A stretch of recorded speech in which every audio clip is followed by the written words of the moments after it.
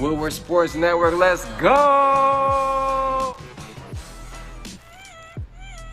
That was the longest 5 seconds of my life, Art. He goes 5 seconds and like 10 seconds, 20 seconds later, boom. Welcome to the Morning Woodward Show right here on the world-famous Woodward Avenue in downtown Birmingham. My name is Stick. To my right. What's the word? It's Corey. And to my left. It is Joey. I got to have some cooler, like, what's the word? Right. You know, Corey always got some swag to his intro. What it do? what else you got, Joey? What up, Doe Wednesday? Oh, no, you can't be Joy. You can't steal that from Joy. No, Sean Baligian. I love the way Sean Baligian does it. Right. What up, no? Then we got Art on producer cam. What's up, Art? What's going on?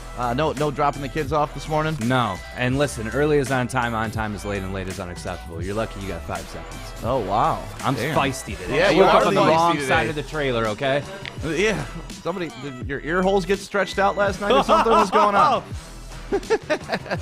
We got Fish here, Adam's here, and yeah, welcome to the morning show. Thank you to everybody watching us right now on Facebook and sharing this, subscribing to us on YouTube and commenting, and of course retweeting if you're watching us on Twitter right now. We appreciate you spreading the word. And guys, soon, the app is coming. The Woodward Sports app is coming. You talking like soon, like 2 weeks away soon. That's the rumor on the street that I'm hearing. So pretty soon, well, you're going to be able to just download the app, turn on your phone, and you'll be able to carry Woodward Sports with you wherever you go. That's good because I've been talking to a lot of my friends about it. Like, hey, the app is coming, because they want to listen to the show without being able to like really watch it because of work. So, hey guys, he said it. It's coming. Don't ask me no more. Yeah, if your work blocks sites like YouTube and Facebook from you wasting time, they ain't blocking our app. So you can get on that app. So that'll be coming soon. And thank you guys for all the support with everything with Woodward Sports. And Joey, you ready, man? I am ready. All right, we got a little something new for you. Art, crank this up a little bit. This is Joey's news. Good morning, everyone! Read all about it. Let's get into Joey's news. Let's go! Yeah. Thank you, Big Sean, on that little intro, too. dang. Okay. Right. Thank you, Ben, for that. Hey, so I just got to start it out by wishing everybody a happy National Pizza Day. Hey! Really? Nothing to do with sports, but we're eating pizza today. Pizza and sports go hand in hand. Yes. Wow, I'm supposed to start 75 hard today and just pizza day. Yep, starting that tomorrow. What is 75 hard? It's like 75 days straight of 2-a-day workouts, drinking a gallon of water. You got to read like 10 pages of a nonfiction book. Where the hell do you find this stuff? Hey, Is it like my boot friend- camp? My friend is doing it right now, and 75 you hard. got to do it for 75 days straight. I'll share it with you, and You good? You don't got to share with us. I'm cool. We got to sponsor that. Brought to you by Viagra. Can we get that sponsored out? Corey, 75 hard. Brought to you by Viagra. You lost me at reading a non-fictional book. Oh, man. All right, I'm good on that.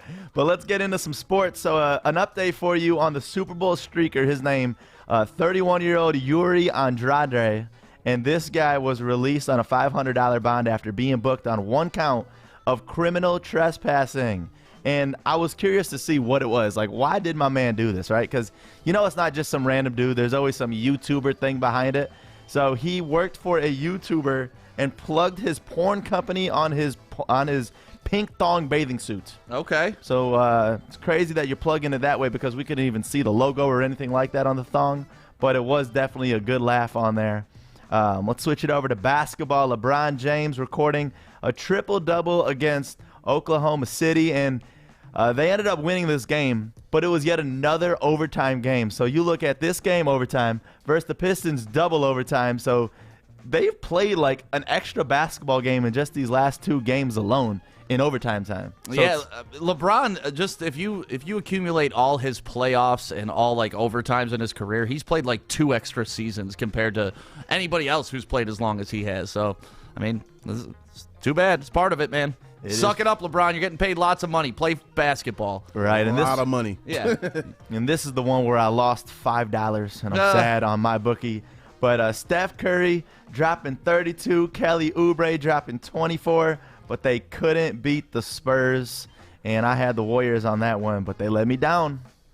High school basketball is back. Yeah! They resumed yesterday. And today is the big day with a lot of games. There was a few games yesterday, like 50 across the state, but today is the big one because high school basketball is always Tuesdays, Thursdays, and Fridays are like the really big days for the games. And today, 202 games across the entire state of Michigan. So I'm wishing all you students good luck and welcome back. I'm so happy to see you back on the court, and I know Stick is going to brag about St. Mary's being #1 in the state in That's right. 2 seconds. That's right. They were #1 in the state last year before the playoffs got cut short, and those kids didn't get a chance to get a championship. This year, once again, starting out the season ranked #1 in the state, and tonight they're playing Lamphir, Madison Heights Lamphir at St. Mary's. So if I can squeeze through that game, maybe I'm going to slide through tonight and watch some high school basketball because I love high school sports. I really do. I don't know the update on fan status. What's the fan? I don't know. I'm going to pretend to be a janitor. Okay. Like, I'm just going to show up with a mop bug, like. I wish I had your love for high school sports because, Ferndale, we were not good. I mean, I think that's what helps. St. Mary's is traditionally good, but honestly, like I love all youth sports. Like we were driving by an apartment yesterday in Royal Oak, and the apartment overlooks this little league ballpark. And I was telling Joey, like, man, how sweet would that be? Like, just to go out on your back balcony and watch little league baseball. Because I don't know, I love the purity of those sports, and just the kids are only playing for fun. They're only playing out of love. There's no money involved.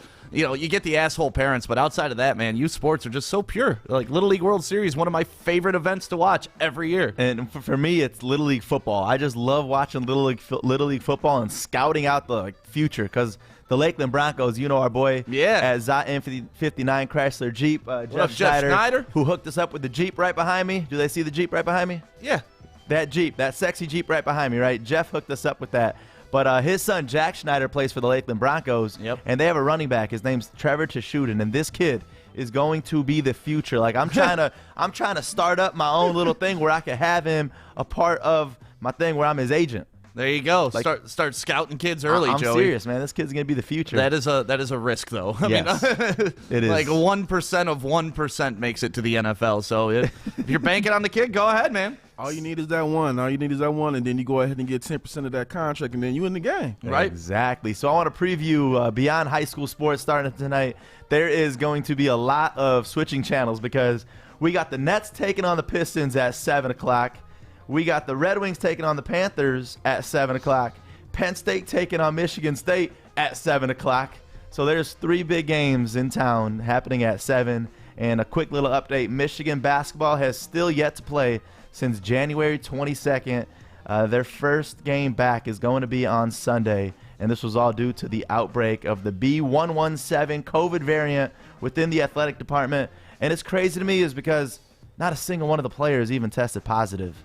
So I don't know why this whole shutdown took place. Contact tracing, baby. I get it, but I mean, Michigan did have an outbreak during the football season and just on the campus in general. So I will say this. I'll give them props for at least being proactive about it because I have a lot of friends up that are still in the Washtenaw area, and they said it's pretty bad up there. So props to Michigan on just at least taking care of their athletes first. Yeah. All right, is that your news, Joey? that is your Woodward Sports Update. And we got to give a shout out to my bookie. Adam was showing me that he won some money last night on his parlay. Adam was just parlaying the hell out. They put on like $7 and won like 120 last night. $7.50 to be exact. My bad. And if you want to get in on the action, go to mybookie.com right now. You can enter promo code Woodward, and they will match you up to halfway to $1,000. If you put in $1,000, they'll give you $500 free dollars to play with. So all in all, you'll have $1,500 to mess around. Like that's what I gambled with on the Super Bowl was the free cash that they gave me. That was just a fun thing to do because I really didn't have anything to lose, and I won. So thank you, Clyde Edwards-Helaire, for going over 26.5 yards rushing. I appreciate you. You weren't even playing with your money. No. You didn't have the balls to bet on no touchdown for the Chiefs, which you would have won on that you thought of. That's all right. I mean, I think of lots of things. I shouldn't bet on all the things I think of. But my bookie, if you're doing some betting, that's where to go. Speaking of betting, the draft, the NFL draft is pretty much a gamble every year, right? Oh, yeah. At least for the Lions, we've found out that it's a gamble. There are no guarantees when it comes to the NFL draft. So we were looking, and we want to redraft the 2020 draft now that the season is over. We've seen the entire rookie class play out their entire season. Even Winfield had an interception as a rookie in the Super Bowl, which is pretty damn amazing. Would have been nice to have that defensive back on the squad. But let's run this down, and let's just go with the top 10 teams. and see, going 10 all the way back to number 1, seeing where the Lions should have drafted and what we should have drafted. And if you're commenting right now, let us know who you think the Lions should have drafted at number 3 last year. Or if you think they should have traded, I want to know. Make sure you drop that in the Facebook comments, or you go on YouTube and you can comment there, or on Twitter, just tweet us at Woodward Sports everywhere. All right, guys, you guys want to start at number 10? Now, I found 2 separate versions of this. So I kind of want to go back and forth, but I hate this. I just want to start by saying I hate this. Why do you hate this? I hate looking back on our drafts and realizing the talent we could have gotten, because with the Lions and the Pistons, we have been screwed so many times from players that we could have taken that were past the draft pick that we even were at. Ebron over Aaron Donald does still sting, you know. Kennard over Mitchell does still sting. Yeah, we've had some issues, but I think every team in the history of sports can run through their draft and find someone better than they could have drafted. Every team has a draft board they look at and like, damn, we missed out on that pick. We should have taken that guy. At the same time, just being in Detroit, it just feels like we have more of those drafts than everybody else, and it kind of gets on my nerves. But I will say this: the person who I wanted the Lions to get last year still would be the same this year. Still be the same if we redrafted. Okay, so I'm looking at this, and this is from ProFootballNetwork.com, and we're starting at number 10 with the Cleveland Browns. Let's see, who did the Cleveland Browns draft? They drafted Micah Becton. And they're saying, they drafted Willis. They drafted Jedrick Willis. Yeah, and they're saying they should have drafted Micah Becton, which to me is kind of a, that's fair. Yeah. Tackle for tackle. Yeah, it's really tough to get excited about that. But where we get into some interesting thing, you got number 9. C.J. Henderson was drafted, and they're saying that Justin Jefferson would have gone to the Jags at number 9. What do you think about that? I don't know. I think Justin Jefferson might have went a little bit higher. Yeah, I was shocked at this redraft because they have a receiver higher than Justin Jefferson on here, which blows my mind, but he still had a decent year. Yeah, I mean Henry Ruggs was the first receiver drafted in 2020, but, I mean, you look at Justin Jefferson, that wasn't until the 22nd pick in the draft. Yeah. Which is crazy now looking back. And this goes back to my argument where everybody's like, oh, if they're winning, they're costing themselves draft position. It's like, dude, Justin Jefferson went at 22. Relax, you know. Justin Herbert was the 3rd quarterback off the board. You don't have to have that number 1 overall pick to hit a home run every time. And also, too, if you're redrafting it, I mean, Justin Jefferson just broke Randy Moss's rookie record. So, I mean, anytime you break any kind of record that Randy Moss has, you're in good conversation. Yeah. Number 8, so we have the Arizona Cardinals. They drafted Isaiah Simmons, a linebacker that I loved out of Clemson. It took him some time to get his ground in the pros, but by midseason, he was looking like a serviceable linebacker. I still think they would take him there. In this redraft, CeeDee Lamb. CeeDee Lamb, that is the wide receiver that they would take above Justin Jefferson. It would be scary to see CeeDee Lamb on that Arizona offense. So you would have CeeDee Lamb, DeAndre Hopkins, and freaking Larry. Well, you wouldn't have Hopkins. Oh, yeah, that's right. That's right. That is right. Yeah, that's to replace him. Who, the Cardinals? Yeah. Instead of Isaiah Simmons, they would have drafted CeeDee Lamb. I don't know. I probably would still have kept Simmons. Really? Yeah. Okay. I think they need more offensive weapons, especially after what we saw with them trading Hopkins away. They really didn't give Kyler Murray many options, and you put CeeDee Lamb in that offense. Then we got the Panthers coming in at number 7. They drafted Derek Brown, a defensive tackle from Auburn. This one has Derek Brown staying there. This other one also has Derek Brown staying there. So yeah. I think everybody agrees the Panthers nailed their number 7 pick. Most definitely, I believe they did. I mean, they needed players on the defensive side. So yeah. And here's where it starts to get interesting. Okay. The Los Angeles Chargers at number 6. Obviously, they drafted Justin Herbert, who eventually became the starter after their doctor shoved a needle into Tyrod Taylor's lung and decided to end his career. Inside job. That has to be. Like, you're a doctor. You don't do that. I still don't understand how that whole situation went down, but it definitely benefited Justin Herbert. It made me kind of feel. I felt some kind of way just hearing a doctor messing up something just in your body with a needle and all that crap. how do you do that? That's like, I mean, you can't sue them because Right. it's covered under the team, but damn. So, Pro Football Network has the Los Angeles Chargers taking Tua at number 6. Really? Well, you got to imagine Herbert went earlier in this mock draft now. So, Yeah. Tua would be probably the third quarterback available. And then on the CBS one, it says Jedrick Willis would have been who they drafted. They should have taken a tackle. I think they would have definitely taken Tua. They needed a quarterback. Regardless of whatever they picked they had, whoever was available, they needed a quarterback regardless. So I see them getting Tua right there too. Do you automatically put Herbert above Tua now? I mean, if we were being honest, like I said, I had Herbert above Tua last year. Okay. Oh, you did? Yeah. So I mean, I didn't know you last year, Corey, so I didn't see your mock draft. Why did you have Herbert ahead of him? I just feel that for me, I wanted the Lions to take Herbert at 3. I've seen what they did before when they drafted Ryan Broyles and he had the leg injuries and then he ended up having him come into the season. Just bad luck to draft somebody with a serious injury and have him being a key foundation piece to your franchise. We needed a quarterback.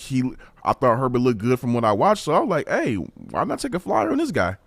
No, I mean, the knock on Herbert was that he was inconsistent. That was the knock on him coming out of Oregon. And, he made some big plays, but he also threw a lot of interceptions, and that was the knock. He got the big arm, and then all of a sudden, kind of like we're seeing this year with a Zach Wilson, all these other quarterbacks just start shooting up the board. And because Herbert, if he would have came out 2 years ago, he probably would have been the number 1 quarterback taken off the board, but he waited. He went back to school another year, and it kind of cost him draft position, but he wound up in a better spot. And the thing, too, with Tua, it's like it's so hard for me to really evaluate an Alabama quarterback because you look at the talent that they have. I mean, you look at this year, the talent that is there in Alabama, they're going to have probably 5 to 10 in the first round that are gone. And Right. It's just crazy because the team is just so talented, and it's tough to really evaluate the quarterback because there is so much other weapons on the team. But What would you rather have? Would you rather be like a Zach Wilson where you don't have really any weapons and you're showing off your skills, or you're like a Trevor Lawrence where you go to Clemson and you just get every weapon that you could ever imagine? Ooh, that's a good one. I would probably go the Zach Wilson route, even though I'm not really a fan of Zach Wilson. But in that situation, I will go with him because if you're showing what you're capable of doing without any talent, just imagine what he could do with the right talent surrounding around him. for me, it's like a North Dakota State. Like coming out of BYU, I get it. That's one thing. But coming out of North Dakota State for Trey Lance, that's just so awesome. Because, like, you look at that and it's like, all right, you know that this was all on him that got him all this press nationwide, especially in the most recent of weeks, because the dude popped up out of nowhere. Right. Yeah, I mean, I didn't hear his name until a couple weeks ago, and now all of a sudden the dude is going to be one of the top drafted quarterbacks this year. Yeah, it's crazy that 6 quarterbacks may go in the first round this year. That's what's blowing my mind. It just shows that a lot of teams need a quarterback. Yeah. So let's move on to number 5, the Miami Dolphins. Obviously, they drafted Tua. Pro Football Network has them drafting Justin Herbert in this position. CBS has Tua. They're going to stick with Tua. So CBS is kind of stuck in line with a couple of their picks, but were the Dolphins that married to Tua? I don't think so. I think they just got him because he was I think they just tried to go off of the name recognition, honestly, there. I mean, that's just me. I don't know if he was that much great to be that pick, but I don't know. That's just my opinion. Yeah. That's a tough one. But, I mean, you look at the quarterbacks that were going to be gone already at this spot, it makes sense to me. Yeah, those were the big 3. Yeah. I mean, it was Tua, it was Herbert, and then obviously Burrow was by far and away the number 1 quarterback. You know what? Let's do number 4. Number 4, Andrew Thomas was drafted by the Giants. Both of these new mock drafts have Tristan Wirfs going at number 4. Great offensive tackle from Iowa. I could see that. I mean, they definitely needed somebody up there to protect Daniel Jones from himself. Yes. So, yeah. I mean, they need pieces, and also too, you losing Saquon Barkley. You need some protection back there. So yeah, I can see that. Well, you know what? The Lions are up next with number 3. So here's what I want to do. I want everybody that's watching right now on Facebook or on YouTube to drop your comments right now. Who do you think the Lions should have drafted last year at number 3? We're going to take a 15-second break, and when we come back, we'll read through some of your answers, and then we'll get to the final conclusions, because both of these have different answers, which I like, too. That's why I liked going over 2 multiple drafts, like not just one, because I like different takes on this. So, Art, let's take 15 seconds and be right back.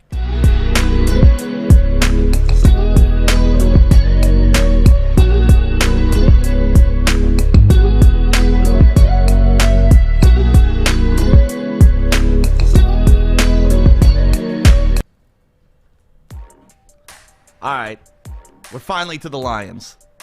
And this is kind of the whole reason we did this mock draft, because I think everybody in this room feels that the Lions probably could have gotten somebody better at number 3. And not saying Okudah is done and I'm throwing him out and he'll never be a good defensive back. I'm just saying this year there were much better players available. There were definitely much better players available, but I mean, here's the reason I didn't like the Okudah pick.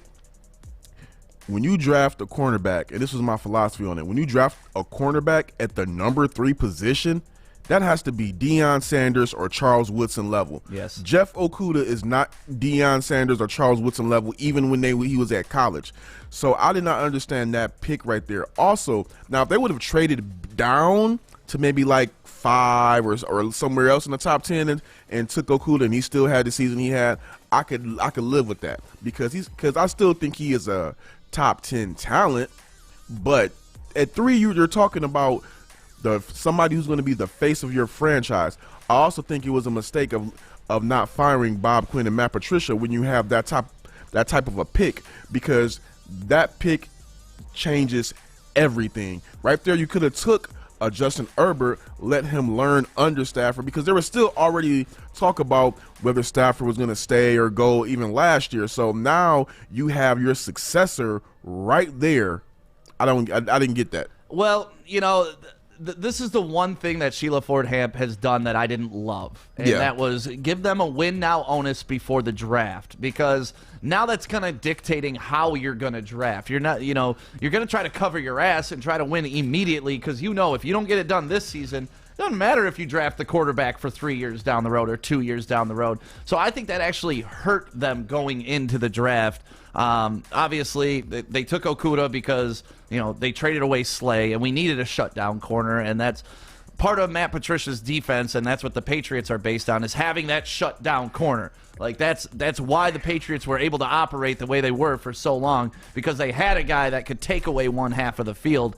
When we traded away Slay, because the attitudes and the personalities between him and Patricia did not mix. Not blaming either side in that situation. Mostly blaming Patricia, but not blaming either I wish side. we could have Darius Slay back, please. Yeah, but come on back, baby. It just didn't make any sense right there, because instead of drafting, by letting them know that, instead of drafting in the best interest of the franchise, they drafted in the best interest of keeping their jobs.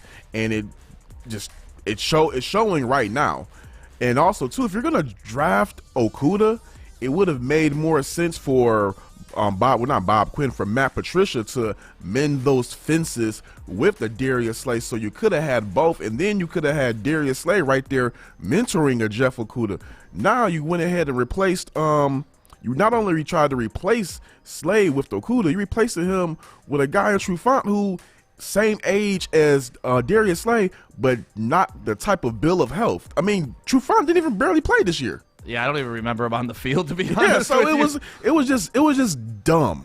Truthfully, when you look at just the position itself, I mean, yeah, Okudah was a great cornerback when he was there at Ohio State, but you look at cornerbacks kind of the way you look at wide receivers.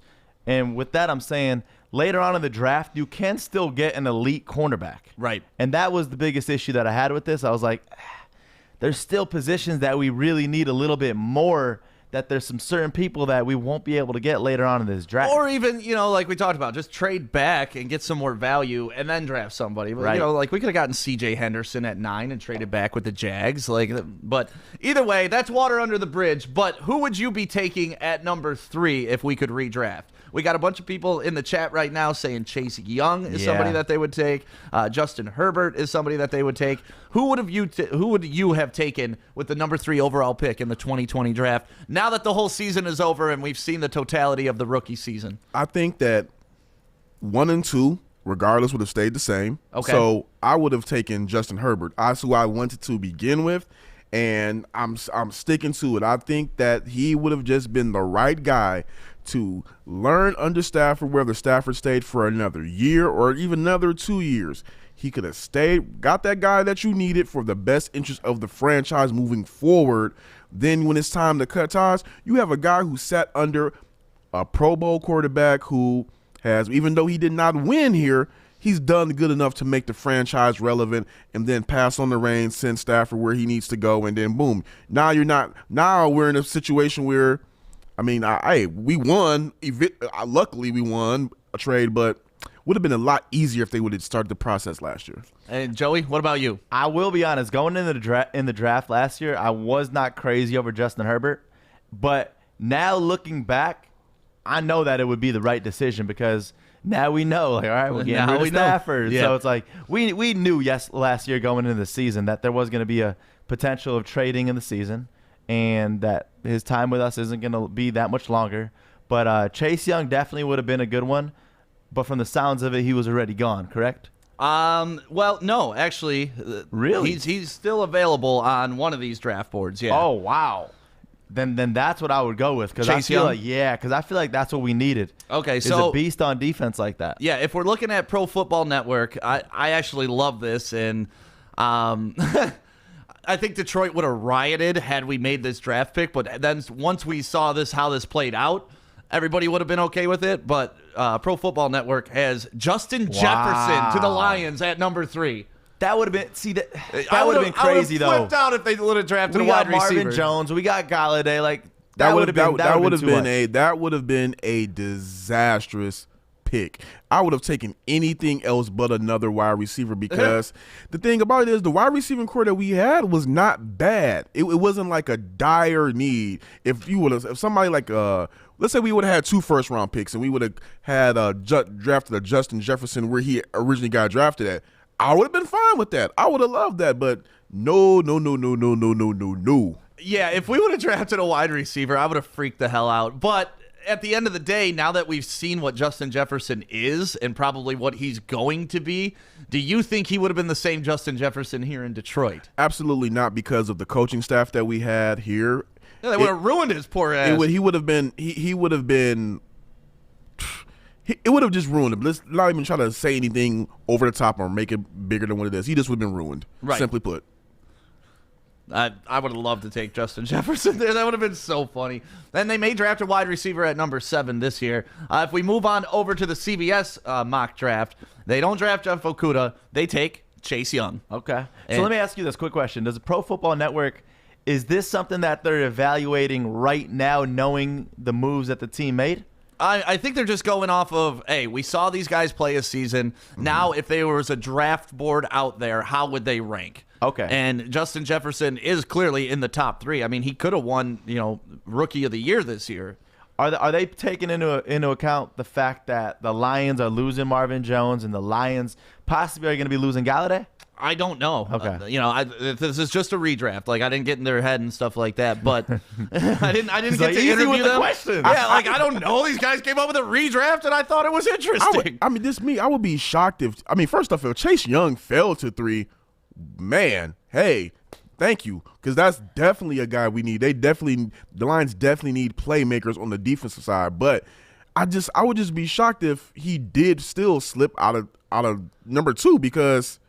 Well, it's really not that shocking if you look at the remainder of the draft. So let's get into that. Number 2, on Pro Football, they still have Washington taking Chase Young. So that's fair. But over here on the CBS one, obviously Washington drafted Chase Young. They got Washington taking Justin Herbert, which wouldn't have been a bad draft pick for them, knowing what you know now with their quarterback situation. So I could see them passing on a Chase Young because they already spent 3 first-round draft picks on their defensive line. They added a 4th with Chase Young, which is just ignorance of wealth, which is amazing and how you build a great football team. But they do need their franchise quarterback, and if they could have gotten Justin Herbert at number 2, they take him at number 2. Like, there was talks of them taking Tua there. I remember because I was hoping and praying and wishing that the Lions were going to get Chase Young. Like, I thought it was going to happen. It didn't, but I thought it was going to happen. I just don't. No, when you bring up that point, you gotta look at that because boy, did Dwayne Haskins just screw the whole pooch up? Like, damn, right? You fumbled the bag, all for a stripper, man. You gotta be smarter than that. Never trust Ohio State quarterbacks. They don't pan out well in the NFL. It depends on who you are. If you're a stripper, they pan out really well. Hey, but wait a minute. Hey. You can't say that because you want us to take Justin Fields. I was joking. I was joking. All right, and that leaves us with the number 1 pick in the draft, and I think everybody agrees Joe Burrow is Joe Burrow. Had he not gotten injured, he probably would have put up better numbers than Justin Herbert. He probably would have been Rookie of the Year. But with all that being said, if you can't keep your quarterback protected, maybe you want to take an offensive tackle there? Maybe. Nah, Joe Burrow gets drafted number 1 just for smoking a cigar after winning the Natty. Dude, that was the most badass. Yeah. Much better than Mel Tucker smoking a cigar after beating Michigan and promptly getting his ass kicked next week. Like, that was embarrassing, Mel Tucker. Yeah, that's what I like to call clown shoes. Ooh, dang, man. Corey bringing the heat this morning. You know what? We haven't talked about this. Do you follow Corey on Facebook? Are you friends with Corey on Facebook? Like, Corey posts some of the best topic starters on Facebook that I screenshot sometimes, and then I forget to bring up on the show. Like, you are always putting tea out there. My friend calls me the ultimate conversation starter. Yeah, and I love it. Like, the other day, a girl you used to hook up with wanted you to babysit her kids, right? Oh, God. Wait, what? I did not see this one. Oh, you didn't? Oh, man. I gotta see if I still got the screenshot. Yeah. That was the most odd thing ever. I just kind of, while he's looking it up, I'll bring it up. So somebody I used to talk to long time ago, we were still cool, but not as cool for the favor she asked. She said that she had something important to do and she wanted somebody to watch her son. And I'm like, I don't know about that one. I mean, I barely like to watch my cousins. So how long had it been since you hooked up with this chick? Hung out with her, I'll say about a year, but hooked up about 4 or 5 years. She just take care of my kid? So I'm like, I don't know about that one. Then an hour later, I see her on Instagram at Topgolf. Yeah. Wow. So I'm like, hold up. You know what's funny you about to have me babysit your kid while you go on a date? I'm like, that's why I said I'm not dating anymore until the summer. I have to go back to the drawing board and realize and figure out where she had me messed up at. I don't know. I kind of Corey just got done changing the diaper, and then he saw her post from Topgolf.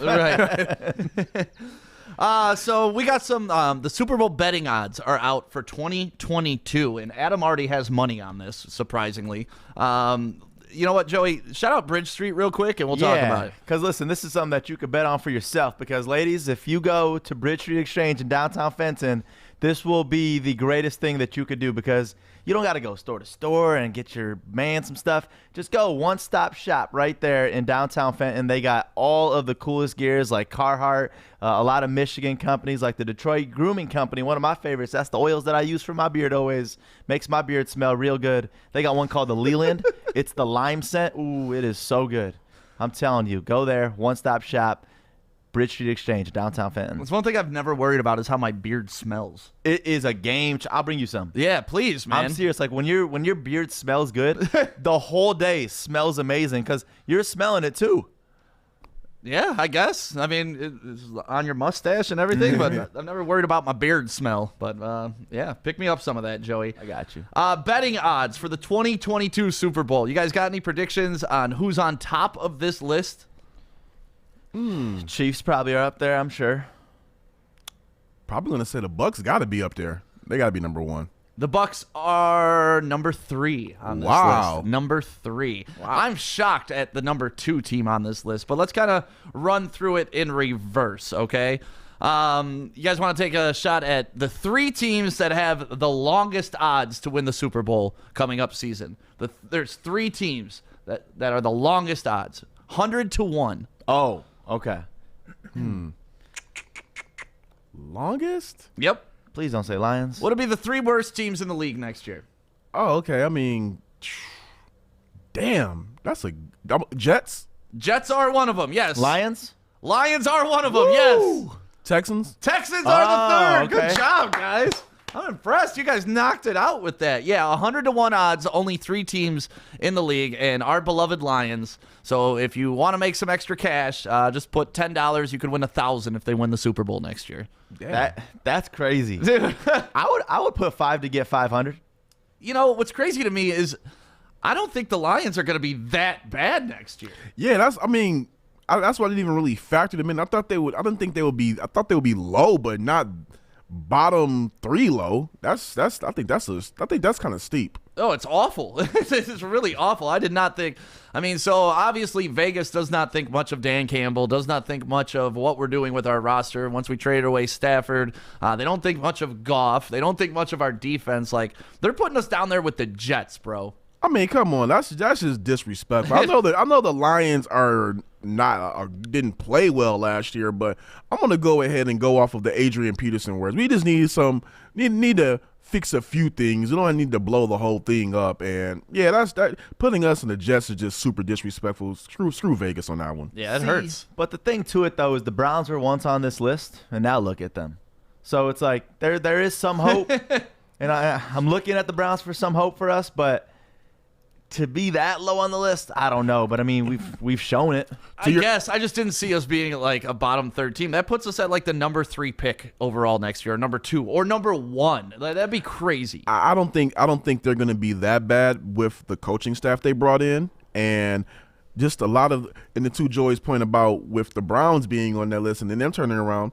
They made a coaching change. They went from Freddie Kitchens to Stefanski, and that was 1 year. Boom, they're in the mix of things. They're in the playoffs. So I think that the culture change that the Lions are doing right now, that could definitely have some effect. I don't want to say playoffs, but bottom tier, the lower tier 3 teams, that's nah. All right, well, next up, we got the Bengals. They are 80 to 1 odds to win the Super Bowl. Woo! And then we got 2 teams coming in at 75 to 1 odds, the Jaguars and the Giants. Wow. So they're predicting the bottom teams in the league to be the Jags, Giants, Bengals, Lions, Jets, and Texans. Seems about right, though. It does seem right, and that's what I hate about Sucks that it. we're there, but yeah, that's what I hate about it. Like, Vegas is always right. We were commenting on this, like, you know, the guys that make the odds makers and the lines, like, they're very good at their job, and they don't lose money. And this is what scares the hell out of me. Then we got 4 teams at 60 to 1 odds. So these teams are all kind of in the same boat. You're talking Washington, the football team, the Broncos, you got the Falcons, and the Panthers. Which I think the Panthers are going to be worse than us next year. I can see that. I don't think they have anything over there that is just over the top better than the Lions. I mean, I honestly think the Panthers could end up being a 2-14, 1-15 team. Easily. If they don't find a quarterback, they're easily there. I mean, you can only rely on Christian McCaffrey so much. I mean, you're going to run that guy into the ground, and he's going to probably start asking for his walking papers soon, too. Oh, they ran him into the ground this year, and Mike Davis had to take over for him. I mean, he is a small running back who takes a lot of hits. Oh, yeah. I hate Vegas. I hate Vegas right now, man. Because they are so making right. me emotional. 50 to 1 odds. There's 3 teams with 50 to 1 odds. I just want to see the Patriots down here for the disrespect. Patriots are 50 to 1 odds. Really? Yep. Patriots are one of the teams, Joey. Oh, Bill Belichick. You need Brady so bad. That's not shocking to me. It's not, or it is? It's not shocking to me. What were they, 6-10 this year? 7-9? Yeah, Something 7-9. Yeah. First year not making the playoffs in a long time. I know that. The Patriot way is now in Florida. Like, I think we all learned there is no Patriot way. There's the Tom Brady way. Period. I'm just glad that this got exposed finally. Right. Because it opens up for the Lions, dumbasses that keep thinking that there is a way. We need the Detroit way, and that's it. I don't even think it really got exposed. I mean, we all watched the game. I think anybody who is just objective can see that Tom Brady is Tom effing Brady. I mean, whatever. Yeah, so the other teams at 50-1 odds, the shitty Bears, which we can all admit we hate the Bears, who may get Carson Wentz now, which I'm curious to see if that takes place this week, because that seems to be the rumor that I'm hearing everywhere, is that Carson Wentz is going to the Bears. It's not official, but that's the hot top right now. If he couldn't hack it out in Philly, I don't think he understands what he's getting into going to Chicago. No. It's going to get it real ugly, real quick, and NFC North is still a tough division, so it's not going to get any better. No, and the other team that's 50-1 odds is the Eagles. So Wentz would leave a 50-1 odd team and go join another Lateral 50. move. Yeah, 50 to so 40-1, there's 3 teams. And now we're getting into some of the better teams in the league that we'd expect to see in the playoffs that may have a shot at this, because I mean, these are good numbers for these guys if you want to bet on these guys. We're talking the Cardinals are 40-1, the Vikings are 40-1, and the Raiders are 40-1. I think out of that bunch, I would put, if I had to bet, I would probably place the money on the Raiders.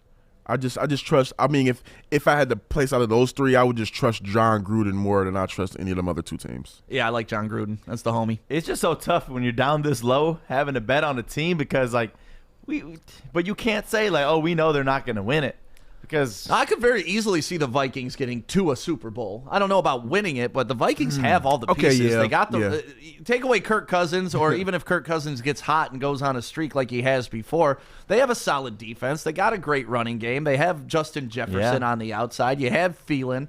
Like, to me, that's the best bet of this, best value bet right now is 40-1 for the Vikings. You're right. They do have the pieces. I just gonna count on Kirk Cousins to go Kirk Cousins at some point. Yep. That's what he does. And that's okay. That's okay. I mean, rumor is they've been trying to move Kirk Cousins and, bring in another quarterback too. I heard Wentz was talking to them as well. So they may make a quarterback change. We don't know, but we know Kirk Cousins is probably not that dude. I don't think Wentz has a say in this, but if he had to pick between the Bears and the Vikings, I would try to finagle my way into Minnesota. I think that would be like, that would be an interesting situation for him, and probably a little bit more buy himself a little bit more time to improve. If Allen Robinson leaves the Bears, they have nothing. Oh, they have nothing. That would be tough. They have nothing. But then you look at a team like the Vikings with all the weapons. I mean, how awesome would that be for him to go there? That's what we're saying. Yeah, that's the landing spot. That'd be an easy decision for him. Yeah. So those are your 40-1 odds, and that's what I said. The most value I see so far in the Vegas odds are the Vikings, at least just because I watch them the most. 30-1 odds, 2 teams here. What do you guys think? Dolphins? Close, but no. 30-1. Trying to keep track of which Steelers? teams are off. Close, but no. The Dolphins and the Steelers are both 28-1. Wow, so Steelers you guys dropped. You guys are both very close on that. 30-1. You have the Cowboys and you have the Chargers. Chargers. Yeah. I think the Cowboys are too high. The Cowboys are too high? Yeah, I think the Cowboys should actually be where the Vikings are. Where the Lions are? The Cowboys don't have a chance. Adam's over there, and I know he would want to say, as long as they have Mike McCarthy, they don't have a chance to do shit in this league. He's giving me the thumbs up. See? I mean, it's true. Here's how bad of a job that Mike McCarthy did. Jason Garrett started getting head coaching interviews because it's like, hey, maybe it wasn't Jason Garrett after all. Yeah. And then we get to the 28-1 odds. You have the Titans, the Dolphins, and the Steelers. You guys already listed 2 of those teams. I'm shocked that the Titans are that low. I'm not, for the simple fact that if you it's easier said than done, but if you figure out a way to a game plan to neutralize Derrick Henry, then you neutralize the Titans. Right. They go as far as Derrick Henry takes them. You take him, you get him out of the way, then they go to crap. But that is easier said than done, for sure. Yeah. Yep. Sitting at 25-1 odds, the Indianapolis Colts. That's about where they should be. That's about right. Yeah, that's right. 20-1. We mentioned them earlier. The Browns.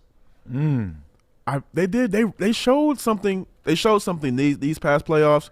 They took their lump, and they had their growing pains. I think that's appropriate, just given how they just competed every game I saw them in, even when they were taking some L's. So I like that. All right, we're inside the top 10 now, and this is where, like I said, the number 2 team shocked me. Over all of these, the number 2 team shocked me. At number 9, 18-1 odds, the Seahawks. Russell Wilson. Yeah. That's it. That's it. That's all you got to say. That's all you got to say. You got a chance if you got Russell Wilson. 16-1. This one also shocked me. The Saints. They have them as a number. That's high? I think it is. I mean, if they're losing Drew Brees, we haven't really seen much out of them otherwise. You know, when they make it to the playoffs, they normally lose. Like 18-1 is pretty high for their 16-1. So are they saying that? So I'm trying saying to. The Saints are better than the Seahawks and the Browns. I'm trying to wrap my brain around that because I don't think they have a better defense. They damn sure don't have a better quarterback. Right. So you're just who's gonna be getting the ball to Alvin Kamara, Taysom Hill, everything. More Taysom Hill. Hey, I don't agree with that, but hey, whatever. And then we go to the 49ers, 14-1 odds to win the Super Bowl. That's damn. Yeah, I mean they did lose a lot of pieces on defense last year. So $90 million of payroll sitting on IR last year. $90 million. Yeah, yeah. Well, look, I ain't that mad at it. The Rams, 13-1 odds. Would you bet on that? They were 18-1 before Stafford. Now they're 13-1. Would you bet on that? I do like the Rams. I do like who they have on their offense. I was a big Cam Akers fan going into the season because he was at Florida State. Cam Akers was the man with one of the worst offensive lines in NCAA. And then you saw what he did when he finally got the carries. I love Cooper Kupp. I love Robert Woods. I like Tyler Higbee. Van Jefferson. Van Jefferson out of Orchard Lake St. Mary's. You got to love him. You got to love Reynolds. Like, they have all the pieces. You had Stafford to that mix. You got Darnold on the other side. You got Ramsey. I mean, they have all the pieces. Like, they could compete. You look at a team like that, and they're not like the craziest of the best lineups on both sides, right, but they got contenders on both sides of the ball. And that's why I think that I'd put a couple bucks on them. I'm shocked the Stafford didn't affect them more, though. Stafford took them from being like the number 9th favorite to win to the number 6th favorite to win. They didn't jump like I thought they would. And I think that's just because he's the Lions quarterback. Really? And I feel like Vegas doesn't care. Yeah, but there's just still so much bringing him down. Because, I mean, yeah, you could look at the stats, but I'm sure across the league they look at it as just padding the stats. I don't think he makes them that night and day much better than Goff. Yeah, I don't think. I mean, Stafford's a better QB, but it remains to be seen. I mean, right? It's kind of like with the Bill Belichick and Brady thing when they separated. We were able to see, okay, who is really the person now that Stafford is in a quote unquote better position. Now let's see if it was all the Lions or hey, maybe he's not as great as everybody is trying to say he is. I think that he's going to make them good. He's going to be able to make some throws that Goff can't, but at the same time, I don't think that the winning intangible, I don't think he's going to make them that much better. Well, neither does Vegas, apparently, either. I mean, 18-1 to 13-1 is a movement in the line, but like I said, it's from 8 to 6. It's not jumping all the big teams. But I mean, you look at the remaining teams. Yeah. I mean, you can't argue that some of these deserve the position that they're in. No, I think these are all fine. I'm just saying, you'd expect getting the franchise quarterback, and if Stafford's supposed to be what everybody says he's gonna be there, you'd expect them to jump up a little bit higher than just 2 or 3 positions. That's all I'm saying. Mm-hmm. Let's get into the top 5. We got 2 teams sitting at 12-1. We got the Bills and the Ravens. So the Bills, to me, I think they're going to take a step forward this next year. Obviously with Josh Allen at quarterback, he's only going to get better. He's like Big Ben 2.0, except he can run and he makes big plays. He's a big dude, tough to take down. You like what they do on defense, and I love the Bills breaking all the tables and just being crazy like that.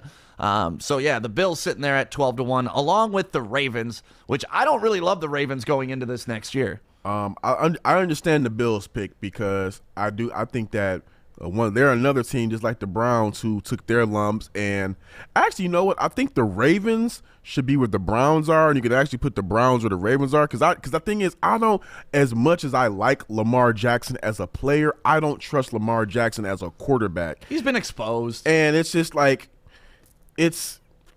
I just don't like him as a quarterback. That's just really just it. But the Bills, they're where they should be. I think that they're going to be a force to be reckoned with for as long as Josh Allen stays healthy. And yeah, a lot of these recents that you've mentioned, I do agree with you, Corey. I feel like that the Browns deserve to be a little bit higher because I mean the comeback of a season that they had, like they're only getting better now. You hope, yeah, you'd hope.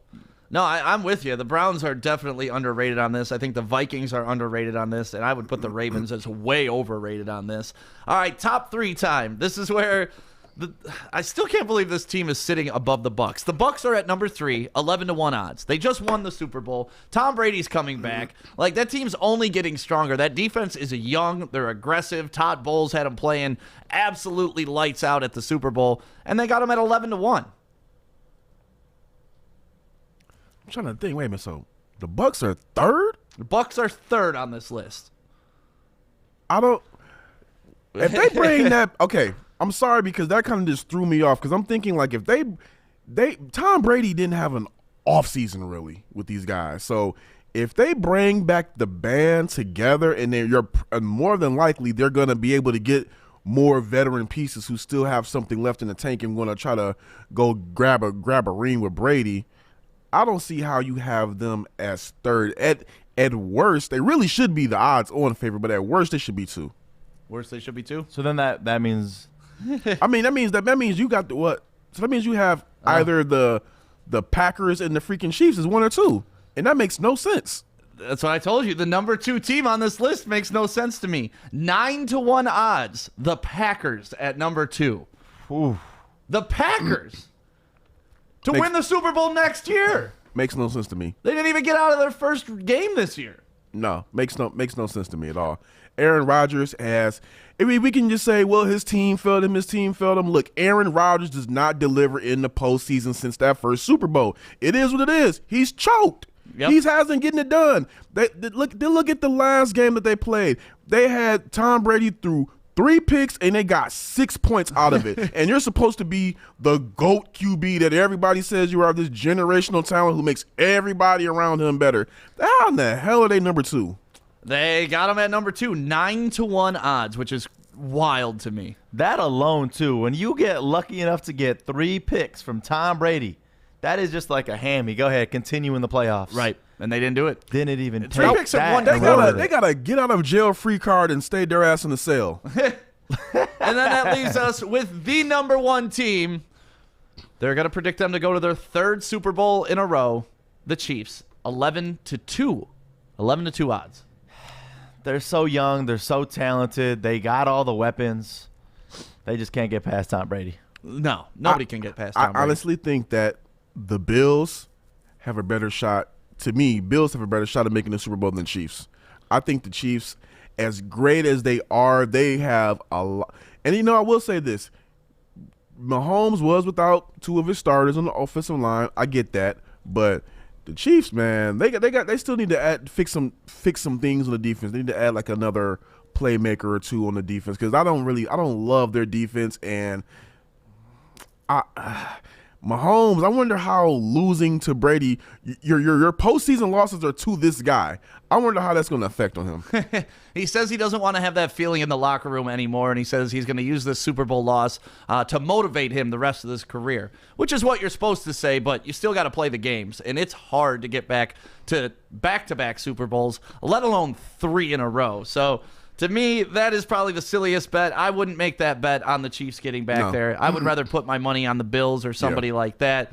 To me, like I said, the most value that Vegas is giving you right now, I think the Vikings at 40-1, probably the most value. Adam, come in here and hop on Art's mic real quick because I know Adam has already put money on the Super Bowl winner for next year, and I just want to find out who he put money on. to who's going to win. Adam, who did you place your bet for to win the Super Bowl next year? Because I know you already put money on this, right? Yeah, I put $100 on the Bills to win the Super Bowl. On the Bills, so you chose the Bills. Yeah, we talked about this. I felt like they peaked early. Like if this season they had this season was next season, they're going to win it, or the year prior. It's just really shitty timing that they ran into the Chiefs the way they did. Yeah, so the Bills are 12-1. Is that what? Are those the odds you got? Yeah. So $1,200 on a $100 payout. I'll take it. And you got to wait a year for I that. don't give a shit. I'm the type of person that would bet that though and just forget, like be like, oh man, Listen, I disagree with one thing you said. Then I'm going to get the hell out of here. 40-1 odds on the Vikings is accurate. They have Kirk Cousins at quarterback. That's what we mentioned that. Fuck but that. out of all the value at 40-1, Cardinals, nah. Raiders, nah. Patriots, 50-1, nah. Bears, like out of all those teams, they're the only ones that I see could make the Super Bowl. I feel like only Minnesota Viking fans would make that bet. Yeah, I don't know, man. I'm just looking at the team surrounding them, and to me, they're the best team in that tier, and that's why I think they're the best value. Because you got the Chargers are 30-1, Cardinals are 40-1, Cowboys are 30-1. That's a waste of money. What are the Bears odds? The Bears? Yeah. Where do we have the Bears? The Bears 50 to are 1. 50-1. 50-1. Yeah. All right, guys, you want to make free money next season? Whatever the Bears come out on their over/under for wins, take the under. Next season, well, this upcoming season, Trubisky will be gone, Speak louder.